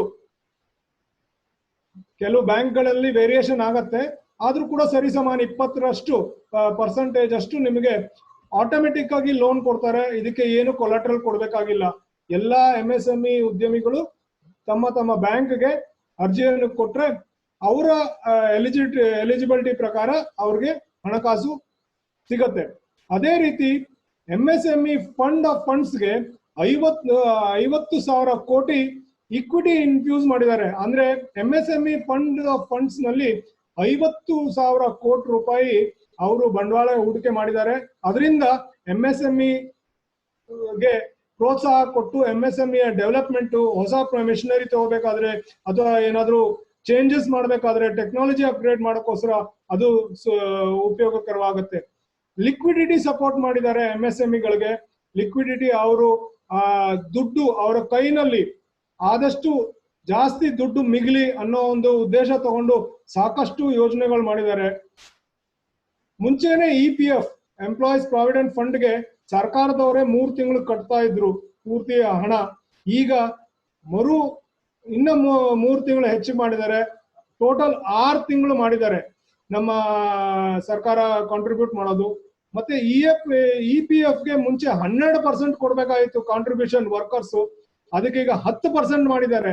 10% ಯಾಕೆ ಮಾಡಿದ್ರು ಅಂತಂದ್ರೆ ಇನ್ನ 2% ಅಷ್ಟು ದುಡ್ಡು ಅವ್ರಿಗೆ ಲಿಕ್ವಿಡ್ ರೇಟ್ ನಲ್ಲಿ ಸಿಗ್ಲಿ, ಅವ್ರು ಖರ್ಚು ಮಾಡ್ಲಿಕ್ಕೆ ದುಡ್ಡು ಸಿಗ್ಲಿ, ಅವರು ದುಡ್ಡಿಗೆ ಪರದಾಡೋದು ಬೇಡ ಅಂತ ಒಂದು ಉದ್ದೇಶ ಇಟ್ಕೊಂಡು 10% ಮಾಡಿದ್ದಾರೆ. MSMEಗೆ ಪ್ರೋತ್ಸಾಹಕ್ಕೋಸ್ಕರ MSME ದೊಡ್ಡ ಇಂಡಸ್ಟ್ರಿ ಜೊತೆ ಸೇರ್ಕೊಂಡು ಕೆಲಸ ಮಾಡ್ಲಿ ಅನ್ಬಿಟ್ಟು 200 ಕೋಟಿಯಷ್ಟು ಟೆಂಡರ್ ವ್ಯಾಲ್ಯೂ ಇರೋದನ್ನ ಹೊರಗಡೆ ಕೊಡ್ತಾ ಇಲ್ಲ. ಅದು ಭಾರತ ದೇಶದಲ್ಲಿ ಭಾರತೀಯ ಕಂಪನಿಗಳಿಗೋಸ್ಕರನೇ ಮೀಸಲಾತಿ ಮಾಡಿದೆ. ನಾವೆಲ್ಲ MSMEಗಳು ಅವ್ರ ಜೊತೆ ಸೇರ್ಕೊಂಡ್ರೆ ಈ ಗ್ಲೋಬಲ್ ಆಗಿ ಟೆಂಡರ್ ಏನ್ ಮಾಡ್ತಿದ್ವೋ 200 ಕೋಟಿಯಷ್ಟು ಅದು ನಮಗೆ ಸಿಗತ್ತೆ. ನಾವೇ ಭಾರತ ದೇಶದಲ್ಲಿ ಅದನ್ನ ಆ ಪ್ರಾಜೆಕ್ಟ್ ನ ಕಂಪ್ಲೀಟ್ ಮಾಡ್ಬೋದು. 1 ಲಕ್ಷ ಕೋಟಿ ಅಗ್ರಿಕಲ್ಚರ್ ಇನ್ಫ್ರಾಸ್ಟ್ರಕ್ಚರ್ ಫಂಡ್ ಕೊಟ್ಟಿದ್ದಾರೆ. ಅಗ್ರಿಕಲ್ಚರ್ ಇನ್ಫ್ರಾಸ್ಟ್ರಕ್ಚರ್ ಫಂಡ್ ಅಂತಂದ್ರೆ ನಾವು ಕೋಲ್ಡ್ ಸ್ಟೋರೇಜ್ ಆಗ್ಲಿ ಅಥವಾ ಸಾಗಾಣಿಕೆ ಮಾಡೋದಾಗ್ಲಿ ಅಗ್ರಿಕಲ್ಚರ್ ಪ್ರಾಡಕ್ಟ್ಸ್ ನ, ಅಥವಾ ನಾವು ಅಗ್ರಿಕಲ್ಚರ್ ಮಾಡ್ಲಿಕ್ಕೆ ಮಿಷನರೀಸ್ ಅಂತದೆಲ್ಲ ಇನ್ಫ್ರಾಸ್ಟ್ರಕ್ಚರ್ ಕ್ರಿಯೇಟ್ ಮಾಡೋಕ್ಕೋಸ್ಕರ ಮಾಡ್ತಾ ಇದ್ದಾರೆ. ಮತ್ತೆ 15,000 ಕೋಟಿ ಅನಿಮಲ್ ಹಸ್ಬೆಂಡ್ರಿಗೆ ಮಾಡಿದ್ದಾರೆ. ಅನಿಮಲ್ ಹಸ್ಬೆಂಡ್ರಿ ಇನ್ಫ್ರಾಸ್ಟ್ರಕ್ಚರ್ಗೆ, ಅನಿಮಲ್ ಹಸ್ಬೆಂಡ್ರಿ ಅಂದ್ರೆ ಪಶು ಜಾನುವಾರುಗಳಿಗೆ ಇದಕ್ಕೋಸ್ಕರ ಇನ್ಫ್ರಾಸ್ಟ್ರಕ್ಚರ್ ಡೆವಲಪ್ ಮಾಡಕ್ಕೆ, ಅದನ್ನ ಸಾಕೋದಕ್ಕಾಗ್ಲಿ ಸಾಗಾಣಿಕೆ ಮಾಡೋದಕ್ಕಾಗ್ಲಿ ಒಳ್ಳೆ ಇದು ಸಿಗ್ಲಿ ಅನ್ಬಿಟ್ಟು ಉಪಯೋಗಕರವಾಗ್ಲಿ ಅನ್ಬಿಟ್ಟು ಮಾಡಿದ್ದಾರೆ. ಮತ್ತೆ 100 ಕೋಟಿಯಷ್ಟು ಫಂಡು ಮೈಕ್ರೋ ಫುಡ್ ಯೂನಿಟ್ಸ್ ನೀವು ಸಾಕಷ್ಟು ನೋಡಿರ್ಬೇಕು. ಈಗ ಸಣ್ಣ ಸಣ್ಣ ಪ್ರಮಾಣದಲ್ಲಿ ನಮ್ಮ ಕರ್ನಾಟಕದಲ್ಲಿ ಅತಿ ಹೆಚ್ಚಾಗಿ ಮಲ್ನಾಡ್ ಪ್ರಾಡಕ್ಟ್ಸ್ ಅಂತ ಸಿಗತ್ತೆ. ಅವೆಲ್ಲ ಸಣ್ಣ ಸಣ್ಣ ಬ್ರ್ಯಾಂಡ್ಸ್, ಮತ್ತೆ ತುಂಬಾ ರುಚಿಯಾದಂತ ಉಪ್ಪಿನಕಾಯಿಗಳೆಲ್ಲ ಮಾಡ್ತಾರೆ. ಇದೆಲ್ಲ ಫುಡ್ ಪ್ರಾಡಕ್ಟ್ಸ್. ಈ ಸಣ್ಣ ಸಣ್ಣ ಉದ್ಯಮಿಗಳು ತಮ್ಮದೇ ಆದಂತ ಬ್ರ್ಯಾಂಡ್ ಬಿಲ್ಡ್ ಮಾಡಿ ಅದನ್ನ ದೇಶದಲ್ಲಿ ಮತ್ತೆ ಹೊರದೇಶದಲ್ಲಿ ಮಾರಾಟ ಮಾಡೋದಕ್ಕೆ ಸಹಾಯ ಮಾಡಕ್ಕೆ 100 ಕೋಟಿ ರೂಪಾಯಿ ಫಂಡ್ ಕೇಂದ್ರ ಸರ್ಕಾರದವರು ಇಟ್ಟಿದ್ದಾರೆ. ಇದು ಒಂದು MSME ಮತ್ತೆ ಅಗ್ರಿಕಲ್ಚರ್ ನ ಪುನಶ್ಚೇತನಗೊಳಿಸಿ ಅದಕ್ಕಾಗಿ ಸ್ಪೆಷಲ್ ಪ್ಯಾಕೇಜ್ ಕೊಟ್ಟಿರೋದು. अभी MSME को और एग्रीटेक को बूस्ट करने के लिए बहुत सारे नए पैकेज दिए हैं, जो 20 लाख करोड़ का जो मैं बात कर रहा था, तो उसके अंतर्गत हम देख सकते हैं कि 3 lakh crore collateral free automatic loan दिया गया है। जो कोलैटरल फ्री मतलब क्या है, तो ये जिन्होंने ऑलरेडी MSME और मेक इन इंडिया के अंदर जो लोन लिया गया है, उनको 20% तक उनको एडिशनल लोन मिल जाए बिना कुछ कोलैटरल के। उनको सिर्फ ये है कि वो अपने बैंक में एक एप्लीकेशन दे और एनहांस कर सकते हैं अपने लोन को, और इंटरेस्ट रेट मोस्टली सेम होगा या फिर थोड़ा बहुत डिफर भी हो सकता है, जो आपने जिस टाइम पे जो लोन लिया है उसके हिसाब से भी हो सकता है। तो आप अपने बैंक से जानकारी बहुत मिल जाएगा, लेकिन आपको ये है कि यहाँ पे बेनिफिट है, ये इसलिए दिया गया ताकि आप अपने बिजनेस इकोनॉमी को बढ़ा सके, क्योंकि जो 2 महीने का जो लॉकडाउन पीरियड हुआ है उसके अंदर बहुत सारे बिजनेसेस को सपोर्ट चाहिए, तो उस एंगल से देख के यहाँ पे ये कोलैटरल फ्री लोन का अनाउंसमेंट किया गया है। दूसरा जो है 50,000 करोड़ इक्विटी इन्फ्यूजन है, जो MSME फंड्स ऑफ फंड्स, तो ये एक तरह का फंड है जो स्टार्टअप्स के लिए वगैरह अपने टेक्नोलॉजी एनहांसमेंट करने के लिए, टेक्नोलॉजी आगे बढ़ाने के लिए, या फिर बिजनेस स्ट्रक्चर इंफ्रास्ट्रक्चर को बढ़ाने के लिए ये अलग से इक्विटी 50,000 करोड़ रुपए इन्वेस्ट किए गए हैं। और उसके अलावा आप देख सकते हो कि जो भी लिक्विडिटी के लिए सपोर्ट चाहिए वो MSME के द्वारा मिलेगी आपको। और जो पहले EPF यानी कि एम्प्लॉय प्रोविडेंट फंड जो था, पहले नॉर्मली हम लोग कंपनी के हिसाब से पे करना पड़ता हर महीने, लेकिन लॉकडाउन के हिसाब से गवर्नमेंट ने पहले अनाउंस किया था 3 महीना, अभी उसको बढ़ा के 6 महीना कर दिया है। तो जिसमें आपको EPF पैसा भरने का जरूरत नहीं, वो गवर्नमेंट अपने आप भरेगी आपके बिहाफ में। तो दूसरा है कि EPF पहले कॉन्ट्रीब्यूशन होता था कंपनियों की तरफ से 12%, उसको घटा के 10% कर दिया है, ताकि जो 2% का जो डिफरेंस है उसको आपके हाथ में पैसा आ सके। उस लिक्विडिटी को आप अपने हिसाब से अपने बिजनेस को इम्प्रोवाइज करने के लिए, या लेबर को स्किल देने के लिए, या नया टेक्नोलॉजी लाने के जो भी है, तो वो पैसा लिक्विड हो जाएगा, तो उससे आप यूज कर सकते हो अपने बिजनेस के लिए। तो उस तरह से इसको स्कीम में लाया गया है। दूसरा है कि अपने ग्लोबल यानी कि विदेश की वगैरह कोई भी टेंडर्स वगैरह है, तो उसको अलाउ नहीं करेंगे। 200 करोड़ तक जो भी है वो इंडिया में ही रहेगा। तो इंडिया में टेंडर आने से और लेने से क्या हो गया, आप यहाँ पे मेक इन इंडिया का थोड़ा और ज्यादा बढ़ावा मिलेगा। तो आप प्रोडक्शन है, मैन्युफैक्चरिंग है, तो उस हिसाब से ये जो टेंडर ऑप्शंस है जो 200 करोड़ के अंदर तक भारत के अंदर ही रखा गया है, तो सबको बेनिफिट मिले। और इसके अलावा अगर हम देखें कि जो एग्रीटेक है, एग्रीकल्चर रिलेटेड, फार्मर रिलेटेड है, तो उनके लिए 1 लाख करोड़ का अलग से फंड दिया गया ताकि वो उनकी इंफ्रास्ट्रक्चर बढ़ावा मिले। मशीनरीज जो एग्रीकल्चर फार्मिंग के लिए चाहिए, जो टेक्नोलॉजी चाहिए, या फिर खाद वगैरह जो भी चाहिए, तो उनके हिसाब से वो अपने हिसाब से इसको यूटिलाइज कर सके, और एग्रीकल्चर का थोड़ा यहाँ पे बहुत आगे ले जा सके। तो उस बढ़ावे के हिसाब से ये दिया गया है। दूसरा आप देखते हैं कि 15,000 करोड़ जो है एनिमल हस्बेंड्री इंफ्रास्ट्रक्चर डेवलपमेंट के लिए, तो ये खाद वगैरह है या फिर उनकी खाने पीने घास वगैरह है जो भी है, तो उनको इंफ्रास्ट्रक्चर और उनकी मतलब एनिमल्स के लिए, जानवरों के लिए रहने का बंदोबस्त है जो भी है, तो उस तरह के इंफ्रास्ट्रक्चर को अच्छे से बढ़ाने के लिए, क्वालिटी हाइजीन मेंटेन करने के हिसाब से एक फंड रिलीज किया गया ताकि सबको सपोर्ट मिले।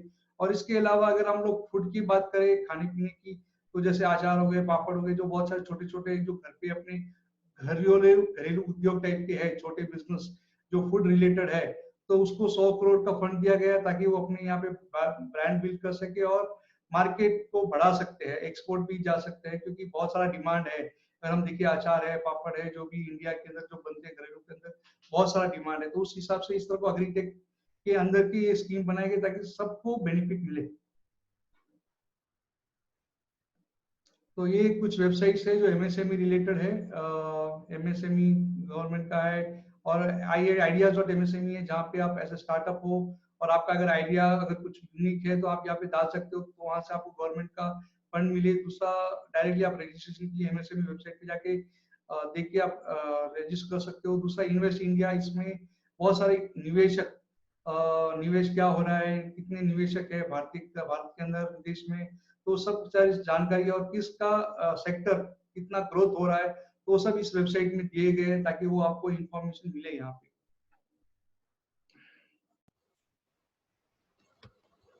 ನಾವು ಇಷ್ಟೊತ್ತು ನಿಮ್ಮ ಹತ್ರ ಏನ್ ಮಾತಾಡಿದ್ವಿ, ನಾವು ಏನ್ ನಿಮಗೆಲ್ಲ ಹೇಳಿದ್ವಿ, ಇದನ್ನೆಲ್ಲ ನೀವು ವಿಸ್ತಾರವಾಗಿ ನೋಡ್ಬೇಕು, ಇದ್ರ ಬಗ್ಗೆ ನಮ್ಗೆ ಇನ್ನ ಅಧಿಕ ಜಾಣಕಾರಿ ಬೇಕು ಅಂತಂದ್ರೆ ಈ ಕೆಲವೊಂದು ವೆಬ್ಸೈಟ್ ನಿಮ್ ಮುಂದೆ ತೋರಿಸ್ತಿರೋಂತ ವೆಬ್ಸೈಟ್ಗೆ ನೀವು ಹೋದ್ರೆ ನಿಮ್ಗೆ ಇನ್ನೂ ಅಧಿಕ ಮಾಹಿತಿ ಸಿಗತ್ತೆ, ಇನ್ನೂ ಕ್ಲಾರಿಟಿ ಸಿಗತ್ತೆ. ಮತ್ತೆ ಈ ಕ್ಲಾರಿಟಿಯಿಂದ ನೀವು ಮುಂದೆ ನಡೆದು ಸ್ವದೇಶದಲ್ಲಿ ಕೆಲಸ ಮಾಡಿ ನಾವು ಇಲ್ಲೇ ನಮ್ಮ ಭಾರತ ದೇಶವನ್ನ ಇನ್ನೂ ಅಭಿವೃದ್ಧಿಗೊಳಿಸಬಹುದು ಅಂತ ಹೇಳಲಿಕ್ಕೆ ಇಚ್ಛೆ ಪಡ್ತೀನಿ.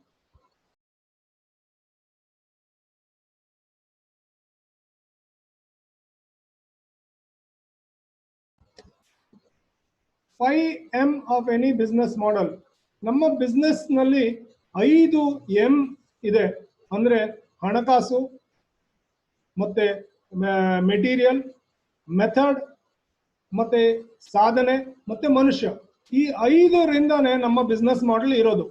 ನಮ್ಮ ಬಿಸ್ನೆಸ್ ಇರಬೇಕು ಅಂತಂದ್ರೆ ಮುಖ್ಯವಾಗಿ ಮಾನವ ಇರಬೇಕು, ಮನುಷ್ಯ ಇರಬೇಕು, ಕಾರ್ಮಿಕ ಇರಬೇಕು. ಕಾರ್ಮಿಕನಿಂದನೇ ಆ ಒಂದು ಬೇಸ್ ಸ್ಟ್ರಾಂಗ್ ಆಗಿದ್ರೇನೆ ನಾವು ಬಂಡವಾಳ ಹಾಕಿರೋದಕ್ಕೂ ಮತ್ತೆ ಮೆಟೀರಿಯಲ್ಸ್ಗೂ ಮತ್ತೆ ಮೆಥಡ್ಗೂ ಮತ್ತೆ ಸಾಧನೆ ಮಾಡೋ ರೀತಿಗಳಿಗೂ ಒಂದು ಮೌಲ್ಯ ಸಿಗತ್ತೆ. ಅದು ಇಲ್ಲ ಅಂತಂದ್ರೆ ನಾವು ಏನು ಮಾಡೋಕ್ಕಾಗಲ್ಲ. ಸೊ ಇಂಪಾರ್ಟೆನ್ಸ್ ಈ ಒಂದು ಯೋಜನೆಯಲ್ಲಿ ಏನ್ ಹೇಳುತ್ತೆ ಅಂತಂದ್ರೆ ಮನುಷ್ಯ ತುಂಬಾನೇ ಇಂಪಾರ್ಟೆಂಟ್. ಭಾರತ ದೇಶದಲ್ಲಿ ನಾಗರಿಕ ಜನಸಂಖ್ಯೆ ಇರೋದು, ಆ ಜನಸಂಖ್ಯೆಗೆ ನಾವು ಗೌರವ ಕೊಡ್ಬೇಕು. ಆ ಗೌರವ ಕೊಡೋಕೆ ಇದರ ತನಕ ನಾವು ನೋಡಿರೋ ಇದ್ರಲ್ಲೆಲ್ಲ ಮನುಷ್ಯನ ಸ್ಕಿಲ್ ಡೆವಲಪ್ಮೆಂಟ್, ಮನುಷ್ಯನ ನಾಲೆಡ್ಜ್ ಬ್ಯಾಂಕ್, ಮನುಷ್ಯನಿಗೆ ಪ್ರೋತ್ಸಾಹ ಕೊಡೋದು ಕೆಲಸ ಮಾಡ್ಲಿಕ್ಕೆ, ಮತ್ತೆ ಮನುಷ್ಯನ ಕೈನಲ್ಲಿ ಹಣಕಾಸು ಜಾಸ್ತಿ ಉಳ್ಕೊಳ್ಳೋ ಹಂಗೆ ಮಾಡೋದು, ಎಲ್ಲಾನು ಮಾನವನ ದೃಷ್ಟಿನೇ ಇಟ್ಕೊಂಡೇ ಮಾಡಿದ್ದಾರೆ.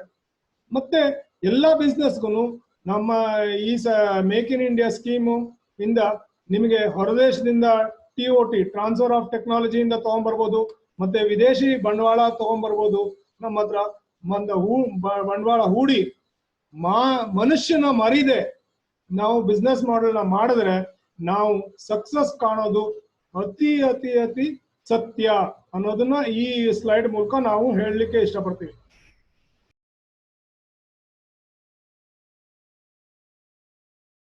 जो भी आप देख सकते हो यहाँ पे कि हम लोगों ने बिजनेस मॉडल बनाया है, वो जो भी बिजनेस है वो 5 प्रकार से बना हुआ है। एक तो पैसा चाहिए, एक चाहिए अपने को मेथड, ओके, दूसरा चाहिए मटेरियल, और तीसरा है मोड, आप कैसे करते हो, किस तरह से करते हो, और 5वां है मैन मतलब इंसान जो कहीं पे भी जरूरत होगी, जैसे स्किल लेबर हो गए, बिजनेस रन करने के लिए, प्रोसेस के लिए हो गया, एग्जीक्यूशन के लिए हो गया, मैन्युफैक्चरिंग के लिए हो गया, मार्केटिंग के लिए हो गया। तो मैन का जो भी है मतलब आदमी की जरूरत हर जगह होगी इंसान की। तो अभी इस मॉडल को अगर हम देखें कि कहीं पे भी आप देखेंगे तो बिना मनुष्य के काम नहीं होने वाला है, इंसान से काम है। तो इसके लिए एक इम्पोर्टेंट रोल है बिजनेस के अंदर, और अभी हम लोग चाहते हैं कि ज्यादा से ज्यादा जुड़े रहे लोग। अभी देख सकते हैं कि अभी भारत के अंदर की बहुत सारे लेबर्स वगैरह अपने अपने नेटिव जा रहे हैं, अपने अपने स्टेट जा रहे हैं, तो वो भी हम लोग देख रहे हैं। तो यहाँ पे अगर आप देखते हैं कि बहुत सारी कंपनियां जो अभी चैलेंजेस में हैं, तो वो किस तरह से उभार सकती है अपने आप को। तो इसीलिए स्किल इंडिया वगैरह जो भी अगर आई हुई है अभी, तो उसमें जो भी लेबर्स है अपने लोकल के अंदर उनको ट्रेन करके आप वापिस जॉब दे सकते हो, एम्प्लॉयमेंट दे सकते हो, अपना प्रोडक्शन कंटिन्यू कर सकते हो। दूसरा ये है कि जो ट्रांसफर ऑफ टेक्नोलॉजी वगैरह है, तो उसको भी चलाने के लिए और इम्प्लीमेंट करने के लिए आपको मैन मतलब इंसान चाहिए। तो इस तरह से वो भी बहुत एक इम्पोर्टेंट पार्ट है, और उनके लिए क्या क्या बेनिफिट है, क्या स्कीम्स है, तो उसके बारे में हम लोग थोड़ा बहुत बताना चाहेंगे।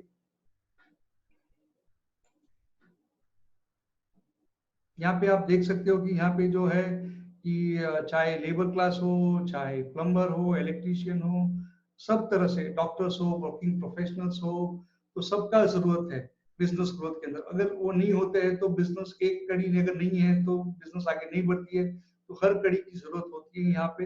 तो इसको हम लोग दिखाना चाहते हैं कि आपको कि ऐसा बिजनेस, ऐसा मैन्युफैक्चर, ऐसे एमएसएमई में हो, स्टार्टअप हो, जो भी हो, तो man power is really important business के लिए। हम इसको कैसे उनको उनका भी जो क्या बोलते हैं कि गवर्नमेंट स्कीम्स रखी गई है ताकि उनको भी बेनिफिट मिले और आपसे जुड़े रहे, मतलब आपकी बिजनेस में और आगे बढ़े रहे, मतलब कनेक्टेड रहे। तो इस तरह से एक इम्पोर्टेंट एस्पेक्ट है। ಈ ಸ್ಲೈಡ್ ನಲ್ಲಿ ನಾವು ನಿಮಗೆ ಏನ್ ಹೇಳಲಿಕ್ಕೆ ಇಷ್ಟಪಡ್ತೀವಿ ಅಂತಂದ್ರೆ, ಮನುಷ್ಯ ಇಲ್ಲದೆ ಬೇರೆ ಏನು ಕೆಲಸನೂ ಆಗಲ್ಲ. ಮನುಷ್ಯನ ಇಂಪಾರ್ಟೆನ್ಸ್ ಎಷ್ಟಿದೆ ಅನ್ನೋದು ತಿಳಿಸ್ಲಿಕ್ಕೋಸ್ಕರ ಇವಾಗ ನಾವು ನಿಮ್ಗೆ ಇದನ್ನ ತೋರಿಸ್ತಾ ಇದೀವಿ. ಮನುಷ್ಯನಿಂದಾನೇ ಬಿಸ್ನೆಸ್ ಗ್ರೋತ್ ಆಗೋದು. ಈ ಪ್ಯಾಂಡಮಿಕ್ ಬಂದಾಗಿ ಕೋವಿಡ್-19 ಬಂದ ಆದ ಮೇಲೆ ಎಷ್ಟು ಜನ ವಲಸೆ ಬೇರೆ ರಾಜ್ಯದಿಂದ ಬಂದಿರೋ ಕಾರ್ಮಿಕರೆಲ್ಲ ವಾಪಸ್ ತಮ್ಮ ರಾಜ್ಯಕ್ಕೆ ಹೋಗ್ತಾ ಇದ್ದಾರೆ. ಈಗ ಇರೋ ಒಂದು ಇದರಲ್ಲಿ ನಾವು ಹೆಂಗೆ ಮನುಷ್ಯನ ನಾವು ಕಾಪಾಡ್ಕೋಬಹುದು, ಹೆಂಗೆ ನಮ್ಮ ಸ್ಕಿಲ್ ಡೆವಲಪ್ ಮಾಡಿ ಅವನ್ನ ನಮ್ಮ ಉದ್ಯೋಗದಲ್ಲಿ ಮುಂದೆ ತರಬಹುದು ಅನ್ನೋದನ್ನ ಯೋಚನೆ ಮಾಡೋದು ಅತಿ ಅವಶ್ಯಕ. ಅದಕ್ಕೋಸ್ಕರನೇ ನಾವು ಹೇಳ್ತಿರೋದು, ಮನುಷ್ಯ ತುಂಬಾ ಇಂಪಾರ್ಟೆಂಟ್ ರೋಲ್ ಪ್ಲೇ ಮಾಡ್ತಾನೆ, ಮುಖ್ಯವಾದ ಪಾತ್ರ ವಹಿಸ್ತಾನೆ ನಮ್ಮ ಬಿಸ್ನೆಸ್ ಗ್ರೋತ್ಗೆ. ದುಡ್ಡು ಸಿಗತ್ತೆ, ಮೆಷಿನರಿ ಸಿಗತ್ತೆ, ಬಂಡವಾಳ ಹಾಕಕ್ ಸಿಗತ್ತೆ, ಆದ್ರೆ ಮನುಷ್ಯ ಇಲ್ಲದಿದ್ರೆ, ಮನುಷ್ಯನ ನಾವು ನೋಡ್ಕೊಳ್ಳದೆ ಇದ್ರೆ, ಮನುಷ್ಯನ ನಾವು ಸ್ಕಿಲ್ ಡೆವಲಪ್ ಮಾಡದೇ ಇದ್ರೆ ನಮ್ಗೆ ಬಿಸ್ನೆಸ್ ಗ್ರೋತ್ ಆಗಲ್ಲ ಅನ್ನೋ ಒಂದು ಉದ್ದೇಶದಿಂದ ನಾವು ಈ ಸ್ಲೈಡ್ ನಿಮ್ ಮುಂದೆ ಇಟ್ಟಿದ್ದೀವಿ.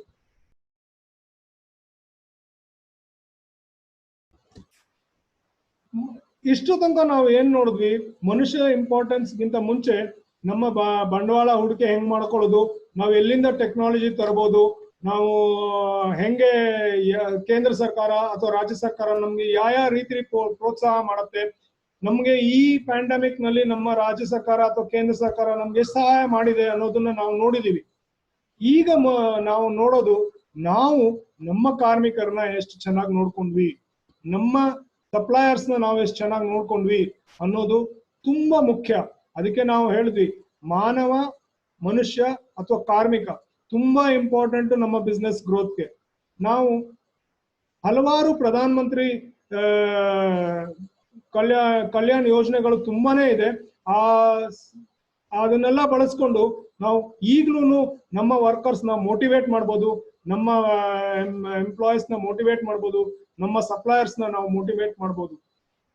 ಪ್ರಧಾನ ಮಂತ್ರಿ ಕರ್ಮಯೋಗಿ ಮನ್ಧನ್ ಈ ಸ್ಕೀಮ್ ನಲ್ಲಿ ನಾವು ನಮ್ಮ ಸಪ್ಲೈಯರ್ಸ್ ನ ಅಥವಾ ಅತಿ ಸಣ್ಣ ವರ್ಕರ್ಸ್ಗೆ ನಾವು ಒಂದು ಪೆನ್ಷನ್ ಮಾಡಿಕೊಟ್ರೆ ಅವನು ನಮಗೆ ಯಾವಾಗ್ಲೂ ನಮ್ಮ ಸಹಾಯವನ್ನು ಮರೆಯಲ್ಲ. ಅವನು ರಿಟೈರ್ ಆದ್ರೂ ಕೂಡ ಅವನಿಗೆ ಸಾಕಷ್ಟು ಬೆನಿಫಿಟ್ ಸಿಗತ್ತೆ. ಇದು ಡೈರೆಕ್ಟ್ ಬ್ಯಾಂಕ್ ನಲ್ಲಿ ಮಾಡೋದ್ರಿಂದ ನಾವು ಅವನ ಖಾತೆಗೆ ದುಡ್ಡು ಹಾಕಿದ್ರೆ ತಾನಾಗ್ ತಾನೇ ಅವನು ಎನ್ರೋಲ್ ಮಾಡ್ಕೊಂಡಿರೋದ್ರಿಂದ ಅವನಿಗೆ 60 ವರ್ಷದ ನಂತರ ಅವನಿಗೆ ಬೆನಿಫಿಟ್ ಸಿಗಕ್ ಶುರು ಆಗುತ್ತೆ.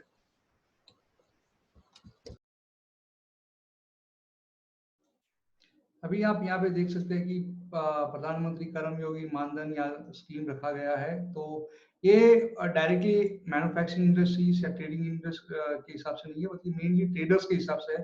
तो जो ट्रेडर्स यहाँ पे है, मतलब छोटे ट्रेडर्स वगैरह जो आपकी सप्लायर्स है या फिर जो कंपोनेंट्स वगैरह सप्लाई करते हैं या आपके मैन्युफैक्चरिंग इंडस्ट्रीज के लिए, तो ये उनके लिए बहुत बढ़िया बेनिफिट है। शॉपकीपर्स के लिए जो आप रॉ मटेरियल वगैरह कहीं से खरीदते हैं, तो इस तरह से अगर छोटी मोटी कंपनियां हैं, मतलब जो शॉपकीपर्स है, ट्रेडर्स है, तो उनको बेनिफिट है। जब वो 60 साल के हो जाते हैं तो उनको पेंशन मिलती है हर महीने।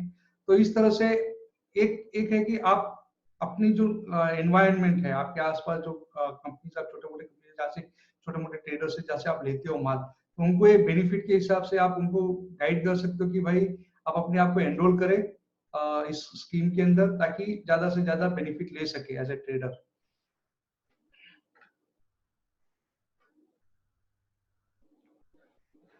और यहाँ पे आप देख सकते हैं कि लाइफ इंश्योरेंस हर एम्प्लॉयज के लिए बहुत इंपॉर्टेंट है।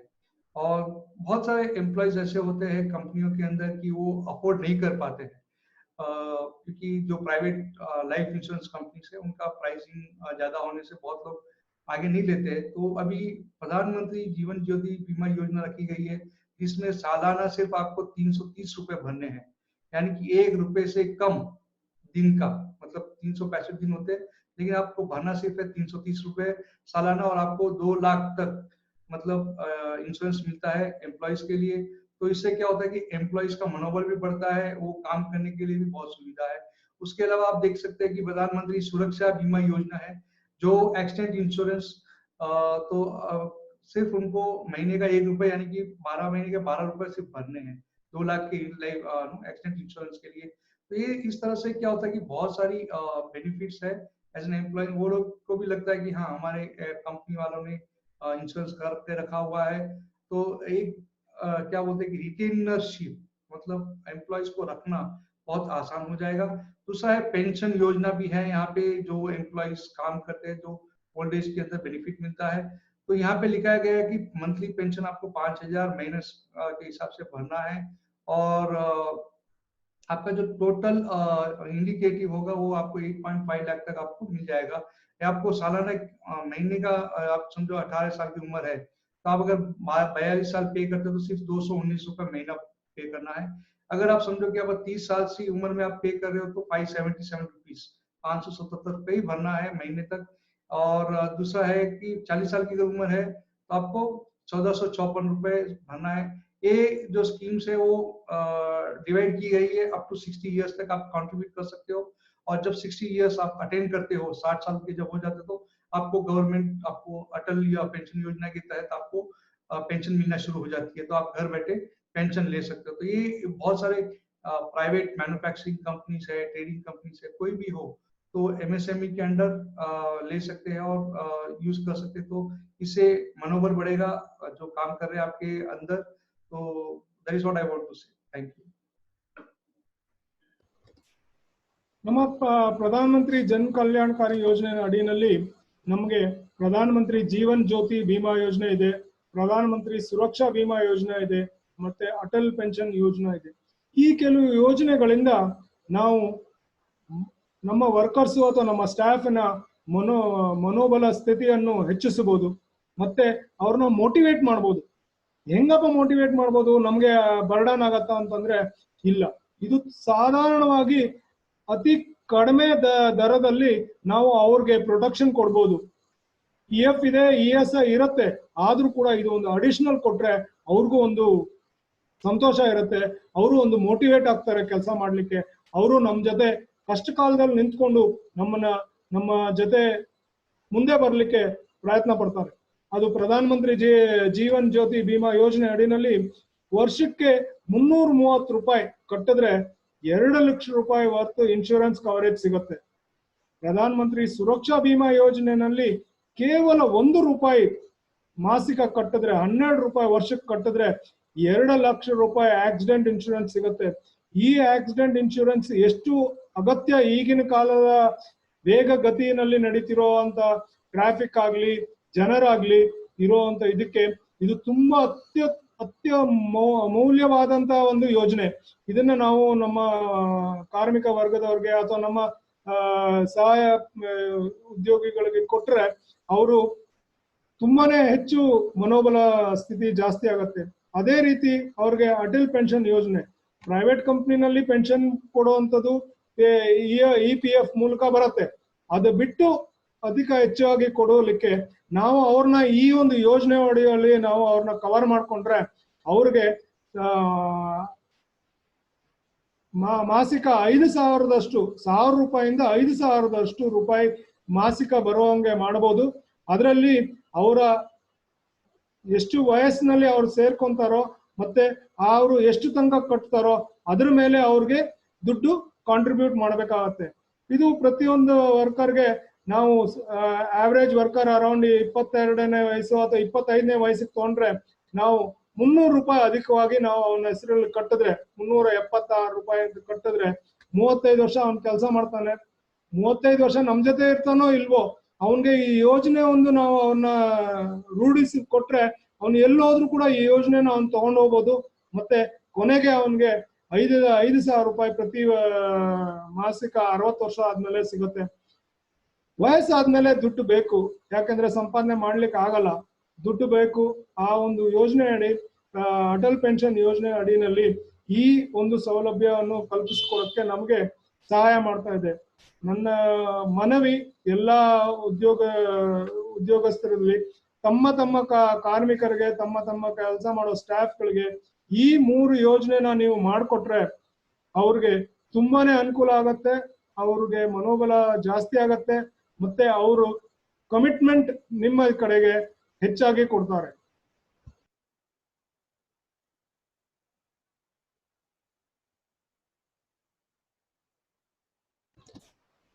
ನಮ್ಮ ಉದ್ಯೋಗ ಜಗತ್ತಿನಲ್ಲಿ ಇವಾಗ ನಮ್ಮ ಜೊತೆ ಎಲ್ಲರೂ ಹೆಣ್ಮಕ್ಳು ಕೂಡ ಸಮಾಂತರವಾಗಿ ಕೆಲಸ ಮಾಡ್ತಾ ಇದ್ದಾರೆ.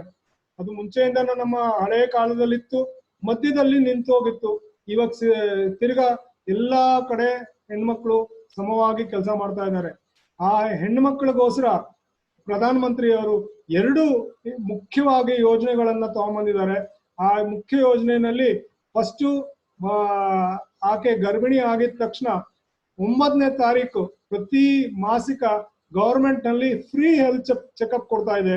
ಮತ್ತೆ ಫಸ್ಟ್ 3 ತಿಂಗಳಾದ್ಮೇಲೆ, ಫಸ್ಟ್ 4 ತಿಂಗಳಾದ್ಮೇಲೆ ಅವ್ರಿಗೆ ಫ್ರೀ ಕಿಟ್ ಮತ್ತೆ ಮೆಟೀರಿಯಲ್, ಆ ಮಗುವಿಗೆ ಬೇಕಾಗುವಂತ ಪದಾರ್ಥಗಳೆಲ್ಲ ಆ ಮಹಿಳೆಗೆ ಒದಗಿಸಿ ಕೊಡ್ತಾ ಇದ್ದಾರೆ. ಇದೆಲ್ಲ ಪ್ರಧಾನ ಮಂತ್ರಿ ಅವರ ಸುರಕ್ಷಿತ ಮಾತೃತ್ವ ಅಭಿಯಾನ ಅಡಿಯಲ್ಲಿ ಪ್ರತಿಯೊಂದು ಸರ್ಕಾರಿ ಆಸ್ಪತ್ರೆನಲ್ಲಿ ಸಿಗತ್ತೆ.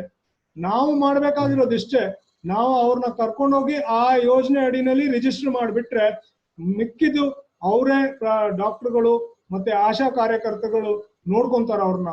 ಮತ್ತೆ ಅವ್ರಿಗೆ ಪ್ರತಿ 4 ತಿಂಗಳಿಗೆ ಒಂದ್ಸಲಿ ಏನೇನ್ ಚೆಕಪ್ ಇರ್ಬೇಕೋ ಆ ಚೆಕಪ್ ಎಲ್ಲ ಮಾಡಿಸ್ತಾರೆ ಆ ಯೋಜನೆ ಅಡಿನಲ್ಲಿ. ಇದೆಲ್ಲ ಉಚಿತವಾಗಿ ಸರ್ಕಾರ ಕೊಡುತ್ತೆ.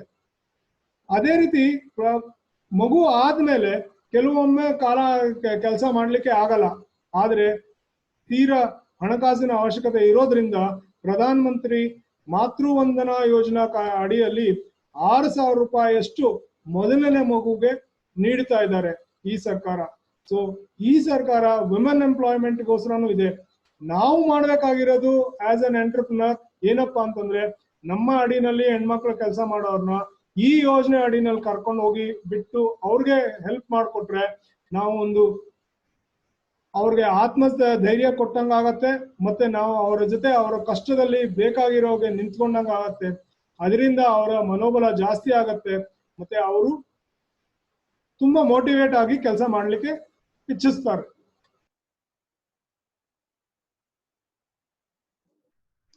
अभी हमारे अभी बहुत एम्प्लॉयज है जो वुमेन एम्प्लॉयज है, तो उनके लिए भी स्पेशल स्कीम है गवर्नमेंट की तरफ से, प्रधानमंत्री सुरक्षित मातृत्व अभियान, जहां गवर्नमेंट की तरफ से फ्री चेकअप है उनके लिए हर 9 तारीख को हर महीने। तो वहाँ पे वो अपने वुमेन एम्प्लॉयज वहाँ पे जाके फ्री चेकअप करवा सकते हैं। तो उनको 1 रुपये भी खर्चा करने का जरूरत नहीं है डॉक्टरों का। उसके अलावा अगर उनका प्रेगनेंसी कंफर्मेशन हो जाता है तो उनको एक फ्री किट भी मिलता है, मटेरियल मिलता है, जो समझो मेडिसिन वगैरह, पोषण वगैरह, खाने पीने का, तो उस तरह का पूरा जो सेट किट बनाया गया है गवर्नमेंट की तरफ से उनको वो मिलता है। तो उससे एक है कि आपका वुमेन एम्प्लॉयज के लिए भी बेनिफिट है।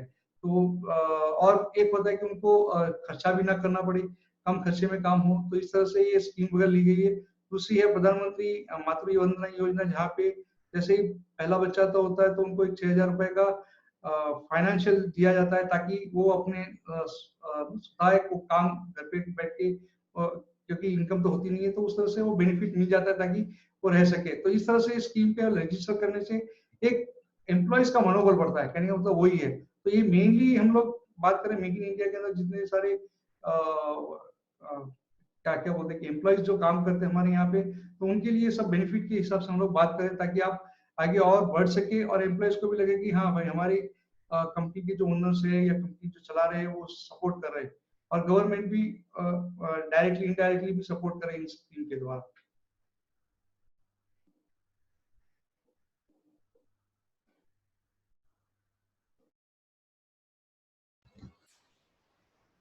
ಪ್ರಧಾನಮಂತ್ರಿ ರೋಜ್ಗಾರ್ ಪ್ರೋತ್ಸಾಹನ್ ಯೋಜನಾ ಅಂತ ಇನ್ನೊಂದು ಪ್ರೋತ್ಸಾಹ ಧನ ಕೊಡಲಿಕ್ಕೆ ಮುಂದಾಗಿದ್ದಾರೆ.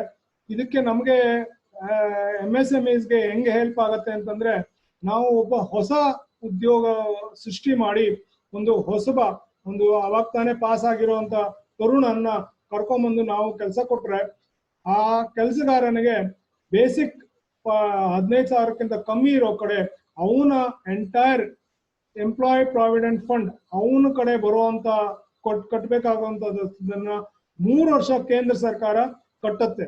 ಇದರಿಂದ ಆತನ ಕೈನಲ್ಲಿ ಹಣಕಾಸು ಜಾಸ್ತಿ ಮಿಗತ್ತೆ, ಮತ್ತೆ ಆತನಿಗೆ ಒಂದು ಪ್ರೋತ್ಸಾಹ ಸಿಗತ್ತೆ.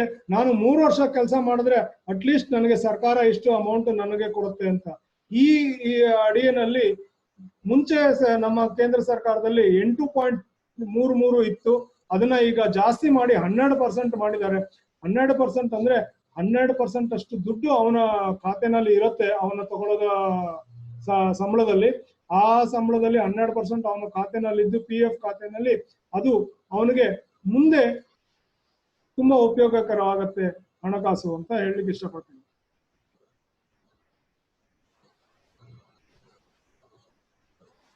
ಇದೇ ರೀತಿ ಸ್ಕಿಲ್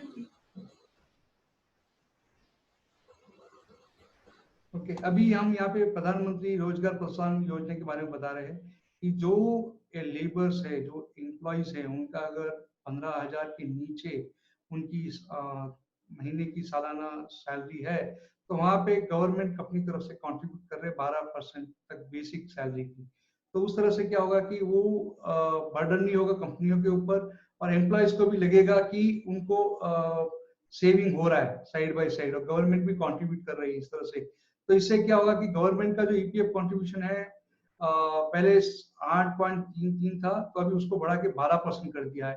तो जिससे ज्यादा से ज्यादा वर्कर्स कम्युनिटी को और लो अर्न वेजेस यानी कि बहुत जो डेली काम करते हैं वर्कर्स है, तो उनके लिए एक तरह का एक सेविंग हो जाएगा, फ्यूचर सेविंग के लिए, और सिक्योरिटी हो जाएगा, फाइनेंशियल सिक्योरिटी। तो उस हिसाब से इसको उनको लागू किया गया। तो अभी आप देखेंगे करीब करीब 85 लाख से ऊपर बेनिफिशियरी ऑलरेडी है, और भी हो ज्यादा है, उससे भी ज्यादा बन सकते हैं। और बहुत सारे करीब करीब 1 लाख के ऊपर कंपनियों को इनके द्वारा सपोर्ट किया गया। इन एम्प्लॉयज को जब हम लोग ये स्कीम दी है तो उनको बहुत सारे बेनिफिट्स मिले हैं। तो इस तरह से अगर देखें कि एक अभी इस अभियान के द्वारा एम्प्लॉयज का भी बेनिफिट है अंडर मेक इन इंडिया।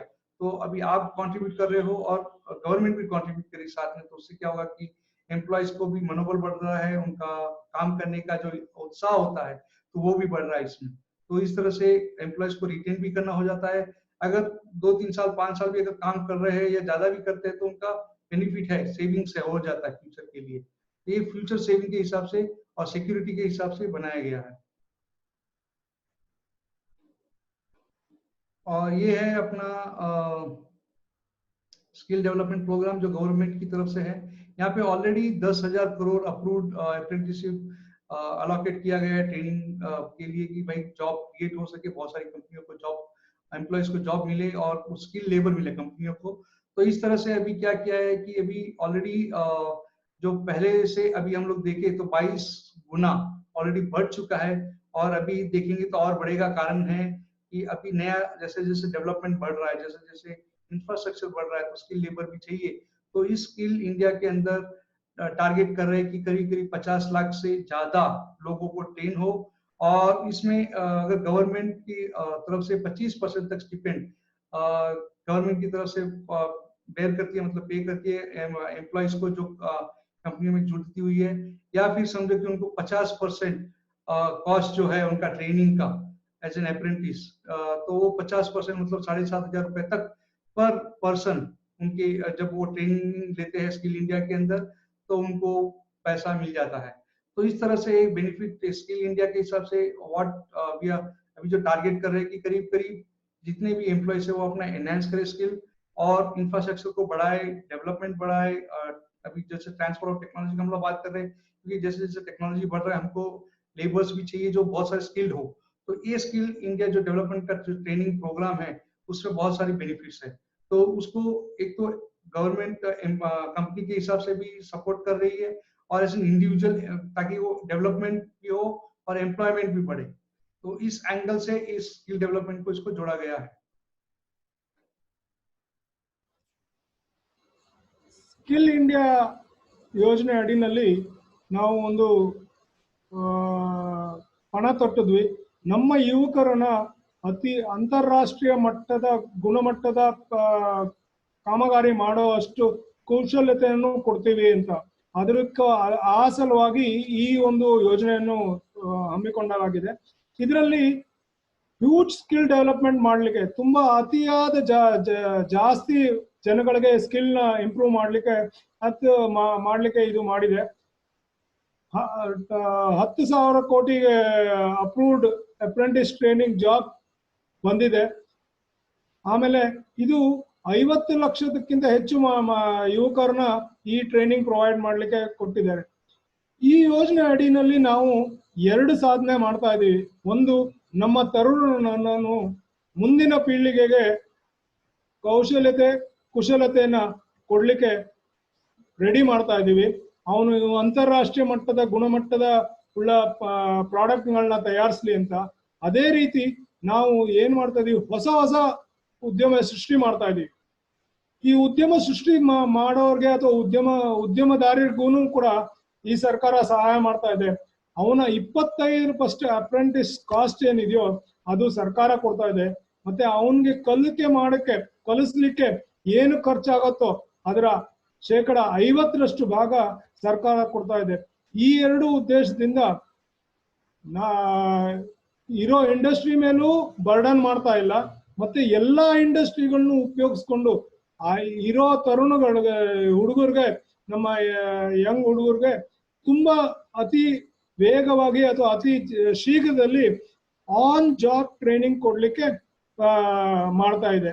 ಇದರಿಂದ ನಮ್ಮ ದೇಶಕ್ಕೆ ಮುಂದೆ ಬರುವಂತ ಇಂಡಸ್ಟ್ರಿ ಡೆವಲಪ್ಮೆಂಟ್ ಅಥವಾ ಪ್ರಾಡಕ್ಟ್ಗೆ ನಮ್ಗೆ ಒಂದು ಚಾಲೆಂಜಿಂಗ್ ಏನಿತ್ತೋ ಅದು ಇವಾಗ ಇರಲ್ಲ. ಯಾಕೆಂದ್ರೆ ನಮ್ಮ ಹತ್ರ ಮ್ಯಾನ್ ಪವರ್ ಒಂದೇ ಅಲ್ಲ, ಟ್ರೈನ್ಡ್ ಮ್ಯಾನ್ ಪವರ್ ಸಿಗತ್ತೆ ಅನ್ನೋ ಒಂದು ಉದ್ದೇಶದಿಂದ ಈ ಒಂದು ಯೋಜನೆಯನ್ನು ಹಮ್ಮಿಕೊಳ್ಳಲಾಗಿದೆ.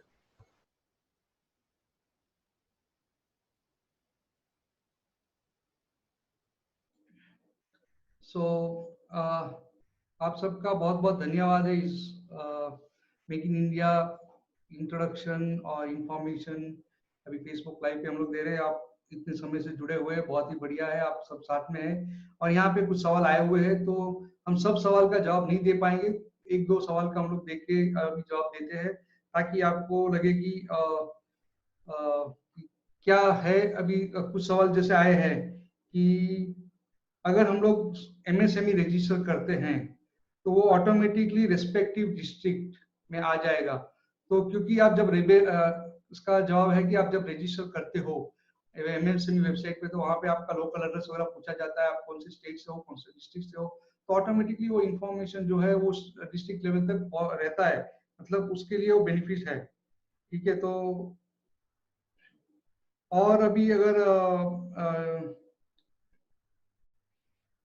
MSME और एक है कि यहाँ पे बोले क्वेश्चन आया कि since it is a Ballari district you pretty well know that Hampi a world heritage site, any help from make in India can be applied are thought of. तो यहाँ पे अभी एक है कि खाली टूरिज्म बिजनेस आप बढ़ावा कर सकते हो यहाँ पे, लेकिन अभी टाइम है क्योंकि यहाँ पे कोविड-19 के हिसाब से बहुत सारा लॉकडाउन है, चैलेंजेस है, तो टूरिज्म इंडस्ट्री थोड़ा हिट है।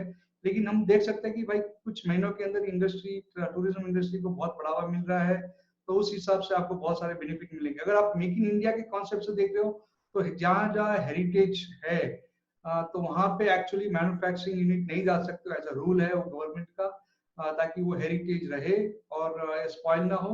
तो वो एक है, तो उस एंगल से मैं बता सकता हूँ कि टूरिज्म का जो इंडस्ट्री है वो बहुत ही उम्दा है और बहुत बढ़िया चलेगा अभी, क्योंकि अभी आप देख सकते हैं कोई travel outside India will be a challenge, तो एटलीस्ट इंडिया में तो लोग आएंगे ही आएंगे और लोकल होने से और भी ज्यादा होंगे, तो वो एक है। कुशल जी, मैं कुछ बोलना चाहता हूँ। हाँ जरूर जरूर। इन सवाल के लिए मैं एक और I would like to add something as an answer to this. Yes, MSMEs are also providers of service.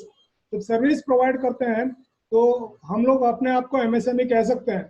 Service जो अभी आपने जो सवाल पूछा कि how tourism we can help, there is lot of things what you can do in tourism. बहुत कुछ कर सकते हैं टूरिज्म में। जब ये खुलेगा, जब ये कोविड-19 का जो पैंडेमिक का जो आतंक मचा हुआ है, जब वो खत्म होगा या कम होगा, तब हम लोग बहुत कुछ कर सकते हैं। जैसे कि मेडिकल टूरिज्म है, और आयुर्वेदिक टूरिज्म है, और आपको लोकल एरिया का टूरिज्म है। ये बहुत सारे टूरिज्म है जो आप ये सब लेके आप उसको कर सकते हैं। और इसके लिए पूरा मदद मिलेगा आपको बैंकों से, आपका जो भी है ऑफिस सेटअप के लिए जो भी है, मुद्रा मुद्रा योजना के तहत आपको ये सब पैसे मिलने की सुविधा है, आपको सहकार मिलने की सुविधा है। तो सिर्फ ये है कि आपको अपने आप को मार्केट करना है, आपको अपने आप को सही ढंग से प्रेजेंट करना है। तो बाकी एमएसएमई में आपको लाभ जरूर मिलेगा। ओके, और एक सवाल यहाँ पे आया हुआ है, वो है वंस वी सॉरी क्या बोलते हैं, whether wholesale trade service and retailing service come under MSME service categories. तो ये जनरल सवाल है जो लास्ट टाइम भी हम लोगों ने ऑलरेडी उसका आंसर दिया हुआ है, फिर भी चंद्र जी बोल सकते हैं आप, चंद्रशेखर जी। एक बार रिपीट करेंगे Kushal ji question? Wholesale trade service and retailing services come under MSME service categories. Wholesale service का मतलब यह है कि अगर आप मिशनरीज को सर्विस करते हैं या आप कुछ औजार यूज करके कोई सर्विस करते हैं जहां पे आप कुछ मैन्युफैक्चर नहीं करते हैं, उसको सर्विस इंडस्ट्री कहा जाता है। जैसे कि एरोप्लेन को सर्विस करते हैं आप, एरोप्लेन को ओवरऑल करते हैं इंजन खोल के, वो सब सर्विस में आता है। होलसेल सर्विस का मतलब है होलसेल डीलरशिप नहीं, वो एमएसएमई में नहीं आता, ट्रेडिंग एमएसएमई में नहीं आता है। मैन्युफैक्चरिंग आता है या मैन्युफैक्चर्ड प्रोडक्ट को सर्विस करने में ही आता है। May be it may be in software servicing और हार्डवेयर सर्विसिंग। हार्डवेयर सर्विसिंग माने मशीनरीज, सॉफ्टवेयर सर्विसिंग माने आप कंप्यूटर वगैरह कोई प्रोग्राम बनाते हैं और उसके तहत आप सर्विस करते हैं। Only those are covered under MSME. Trading is not covered under MSME. Correct. Okay, और एक क्वेश्चन है from Raja Chockalingam. I already run a solar energy power generation for domestic and commercial property. Any help to this industry? Yes, sir. There is a lot of help to this industry. We can definitely approach your bankers with your project report. You will definitely get it. Moreover, if you can go to respective state electricity power generation websites, there will be definitely some or the other tenders which you can participate and you can develop it. Most emphasis this government is giving for alternate energy. That is, the cheapest energy is solar energy, which we need to convert. Okay, so one more question is bankers asking for collateral for loans. Is it necessary to have collateral? So simple question hai. There is a limitation for the amount of loan which can be given without collateral. Beyond that, every bank, every banker needs collateral. For that, without collateral, which is being given as loan, has been given credit guarantee by the central government or the state government. So only that limited amount can be taken without collateral. But for huge amount, you need to go for collateral. About 10 lakhs, definitely yes, because up to 10 lakhs, Mudra Yojana is giving, and Mudra Yojana is refinancing or it is giving fresh loans depending on your balance sheet. Right. Thank you, Chandrasekhar. One more question is similar line. What will be the rate of interest? Will it be monthly EMI or quarterly or annually? That is first question. Second question, how many days will it take to release the fund? Is there any subsidy? So 3 questions together. So this is purely a banking method which determines how fast they process. Every bank has got their own set of norms and their own set of documents which are required. General documents is your balance sheet, your memorandum of article and association, or your partnership agreement, your PAN number, your Aadhaar number, your company Aadhaar number, or your company PAN number. These are some general. Apart from this, they require some other documents, and depending on the bank and your association with the bank, the number of days are taken. Right. So I'm just going through the questions. There are so many questions already have come in.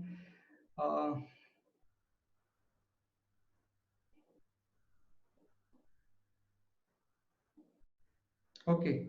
So I think most of the questions are all in similar in nature. So they're asking, can the MSME have members from other parts of India, or should they be based locally? That is, they're asking, can the MSME? MSMEs can definitely have, under Make in India scheme, MSMEs can definitely have people from other countries participating with you. Okay. Okay. Is there a benefit for providing resources like to MNCs, like they are provide the labors and all, right? Is there that comes under MSME or Make in India? I don't think so. That would come under Make in India or MSME schemes actually, because they are just providing the labor. You are only a provider. Yeah. You are not even a service provider. Yeah. The other So way, you will not be eligible for anything, either registration under MSME. yeah. You need to have a labor certificate, labor registration, that you are able to provide labor. So one thing what I can recommend them is maybe they can associate for skill development under government skill development scheme, and provide the skill development to the all the employees whoever they were placing. So then it is a beneficial win-win, I can say. Kushalji, no, it cannot be done because they are neither a manufacturer or nor a service provider. They have to take the benefit of an MSME only, or the manufacturer or service provider for giving the benefit. They can be a catalyst, Right. or they can be a support agent to bring in new manpower or bring in the manpower and get them associated with these manufacturing industries and help them develop their skills and help them to get their job. And after that, once their skill is developed, they can be placed at a better position and different organization if required. Okay. Is there any facility to provide land and power connection for the establishment of a manufacturing plant or industry?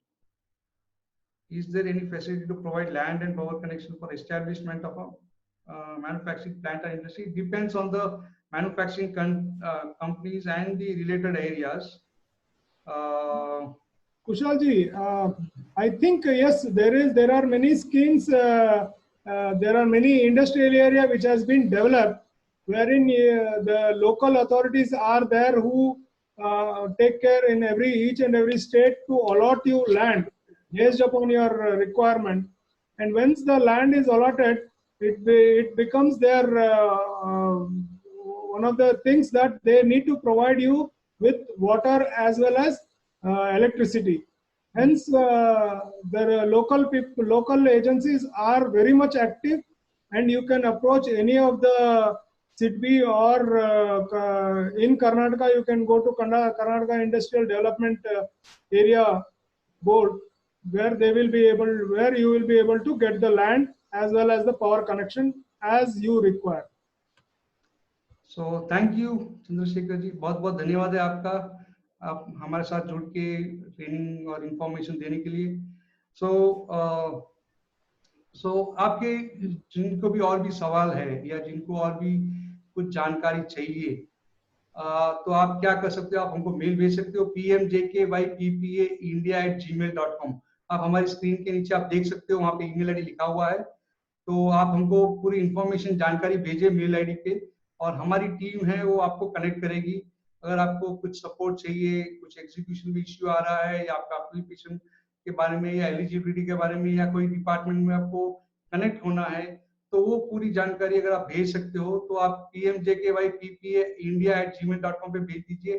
तो हम आपके सारे सवाल, सारे जो भी queries है तो हम उनको क्या बोलते हैं सॉल्व करने का कोशिश करेंगे और उसकी जानकारी आपको पूरी तरह से देंगे। तो हमारी टीम है जो इसके लिए बनी हुई अलग से एक विंग है जो सपोर्ट करती है एमएसएमई और मेक इन इंडिया के लिए। तो बहुत बहुत धन्यवाद आपका जुड़ने के लिए। और मैं धन्यवाद देना चाहूंगा Shri Anand Singh ji, minister of government of Karnataka and Bellary district के इंचार्ज है, और श्री देवेंद्र पाजी एमपी बेल्लारी, जो उनका बहुत बहुत आभार है जो उन्होंने सपोर्ट किया पीएमजेकेवाई पीपीए डिस्ट्रिक्ट बेल्लारी कर्नाटका के लिए सपोर्ट किया है। और मैं भरत जी का बहुत तेजी से शुक्रिया अदा करता हूँ जिन्होंने इस इनिशिएटिव को आगे बढ़ाने के लिए ऑर्गेनाइज करने के लिए किया है। भरत जी हमारे कर्नाटका के पीएमजेकेवाई पीपीए कर्नाटका जनरल सेक्रेटरी है, और ये हमारे नेशनल टीम है। आप नया फोटो देख सकते हैं यहाँ पे। हमारे श्री कुशेश आर्या जी जो नेशनल प्रेसिडेंट है पीएमजेकेवाई पीपीए इंडिया, प्रवीण बंसल जी जो जनरल सेक्रेटरी है, शशांक चोपड़ा जी है नेशनल ऑर्गेनाइजेशन सेक्रेटरी है यहाँ के अपने, फिर राजमणि जी जो नेशनल ट्रेनिंग हेड है, बिंदु जी है जो जनरल सेक्रेटरी है पीएमजेकेवाई पीपीए, शैलेंद्र जी है जो अपने नेशनल मीडिया हेड है, और विशाल नेगी जी जो नेशनल आईटी सेल एडवाइजर है, और प्रशांत देवन जी जो नेशनल आईटी सेल हेड है। तो ये सब टीम अब पूरा बैकएंड में है जिन्होंने हमारा सपोर्ट किया है इस अभियान को आगे बढ़ाने के लिए और इस जानकारी को आगे देने के लिए। इन सबका बहुत बहुत आभार, बहुत बहुत शुक्रिया। और मैं शुक्रिया अदा करना अपनी लोकल अपनी कर्नाटका टीम का।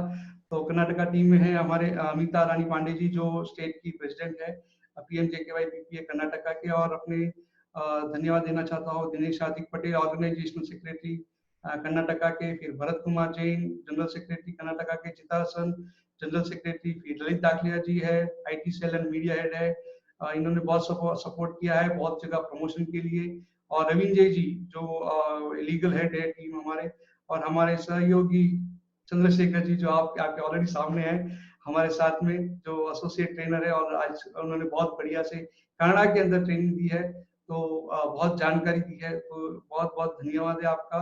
और हमारे साथ और भी राजेश रॉट है जो एसोसिएट ट्रेनर है, तो उनका भी सेशन है अगले एक हफ्ते में जो हिंदी में ट्रेनिंग देंगे, हिंदी और इंग्लिश में होगा हमारा ट्रेनिंग, अगला ट्रेनिंग। और बहुत बहुत धन्यवाद सबका जो आज फेसबुक लाइव पे आए हुए हैं, तो उनका तहे दिल से शुक्रिया। और अगर कुछ सवाल है किसी को भी तो आप पीएमजेकेवाई पीपीए इंडिया पे आप मेल भेजिए और हम आपका जवाब देंगे, या फिर ऑलरेडी जिस फेसबुक पेज पे आप देख रहे हो हमारा लाइव वहां पे भी आप कमेंट डाल सकते हो। तो हम हमारी जो मॉडरेटर्स है पेज के वो वहां से इंफॉर्मेशन लेके हमको शेयर करेगी। अगर और भी कुछ भी हो, हमसे अगर कोई गलती हुई हो या हमसे कोई त्रुटि हुई हो, या हमने अगर कुछ इंफॉर्मेशन अगर समझ में नहीं आई हो, उसके लिए माफ करिए। ओके, और हमें इंफॉर्मेशन भेजिए, हम आपका जितने भी सवाल है जो भी है, we will completely give you all the answers whatever is required for you, and we are there to support.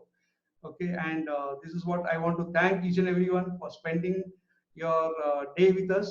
Okay, so over to Chandrasekhar. He can also end by saying a couple of words in Kannada. Thank you.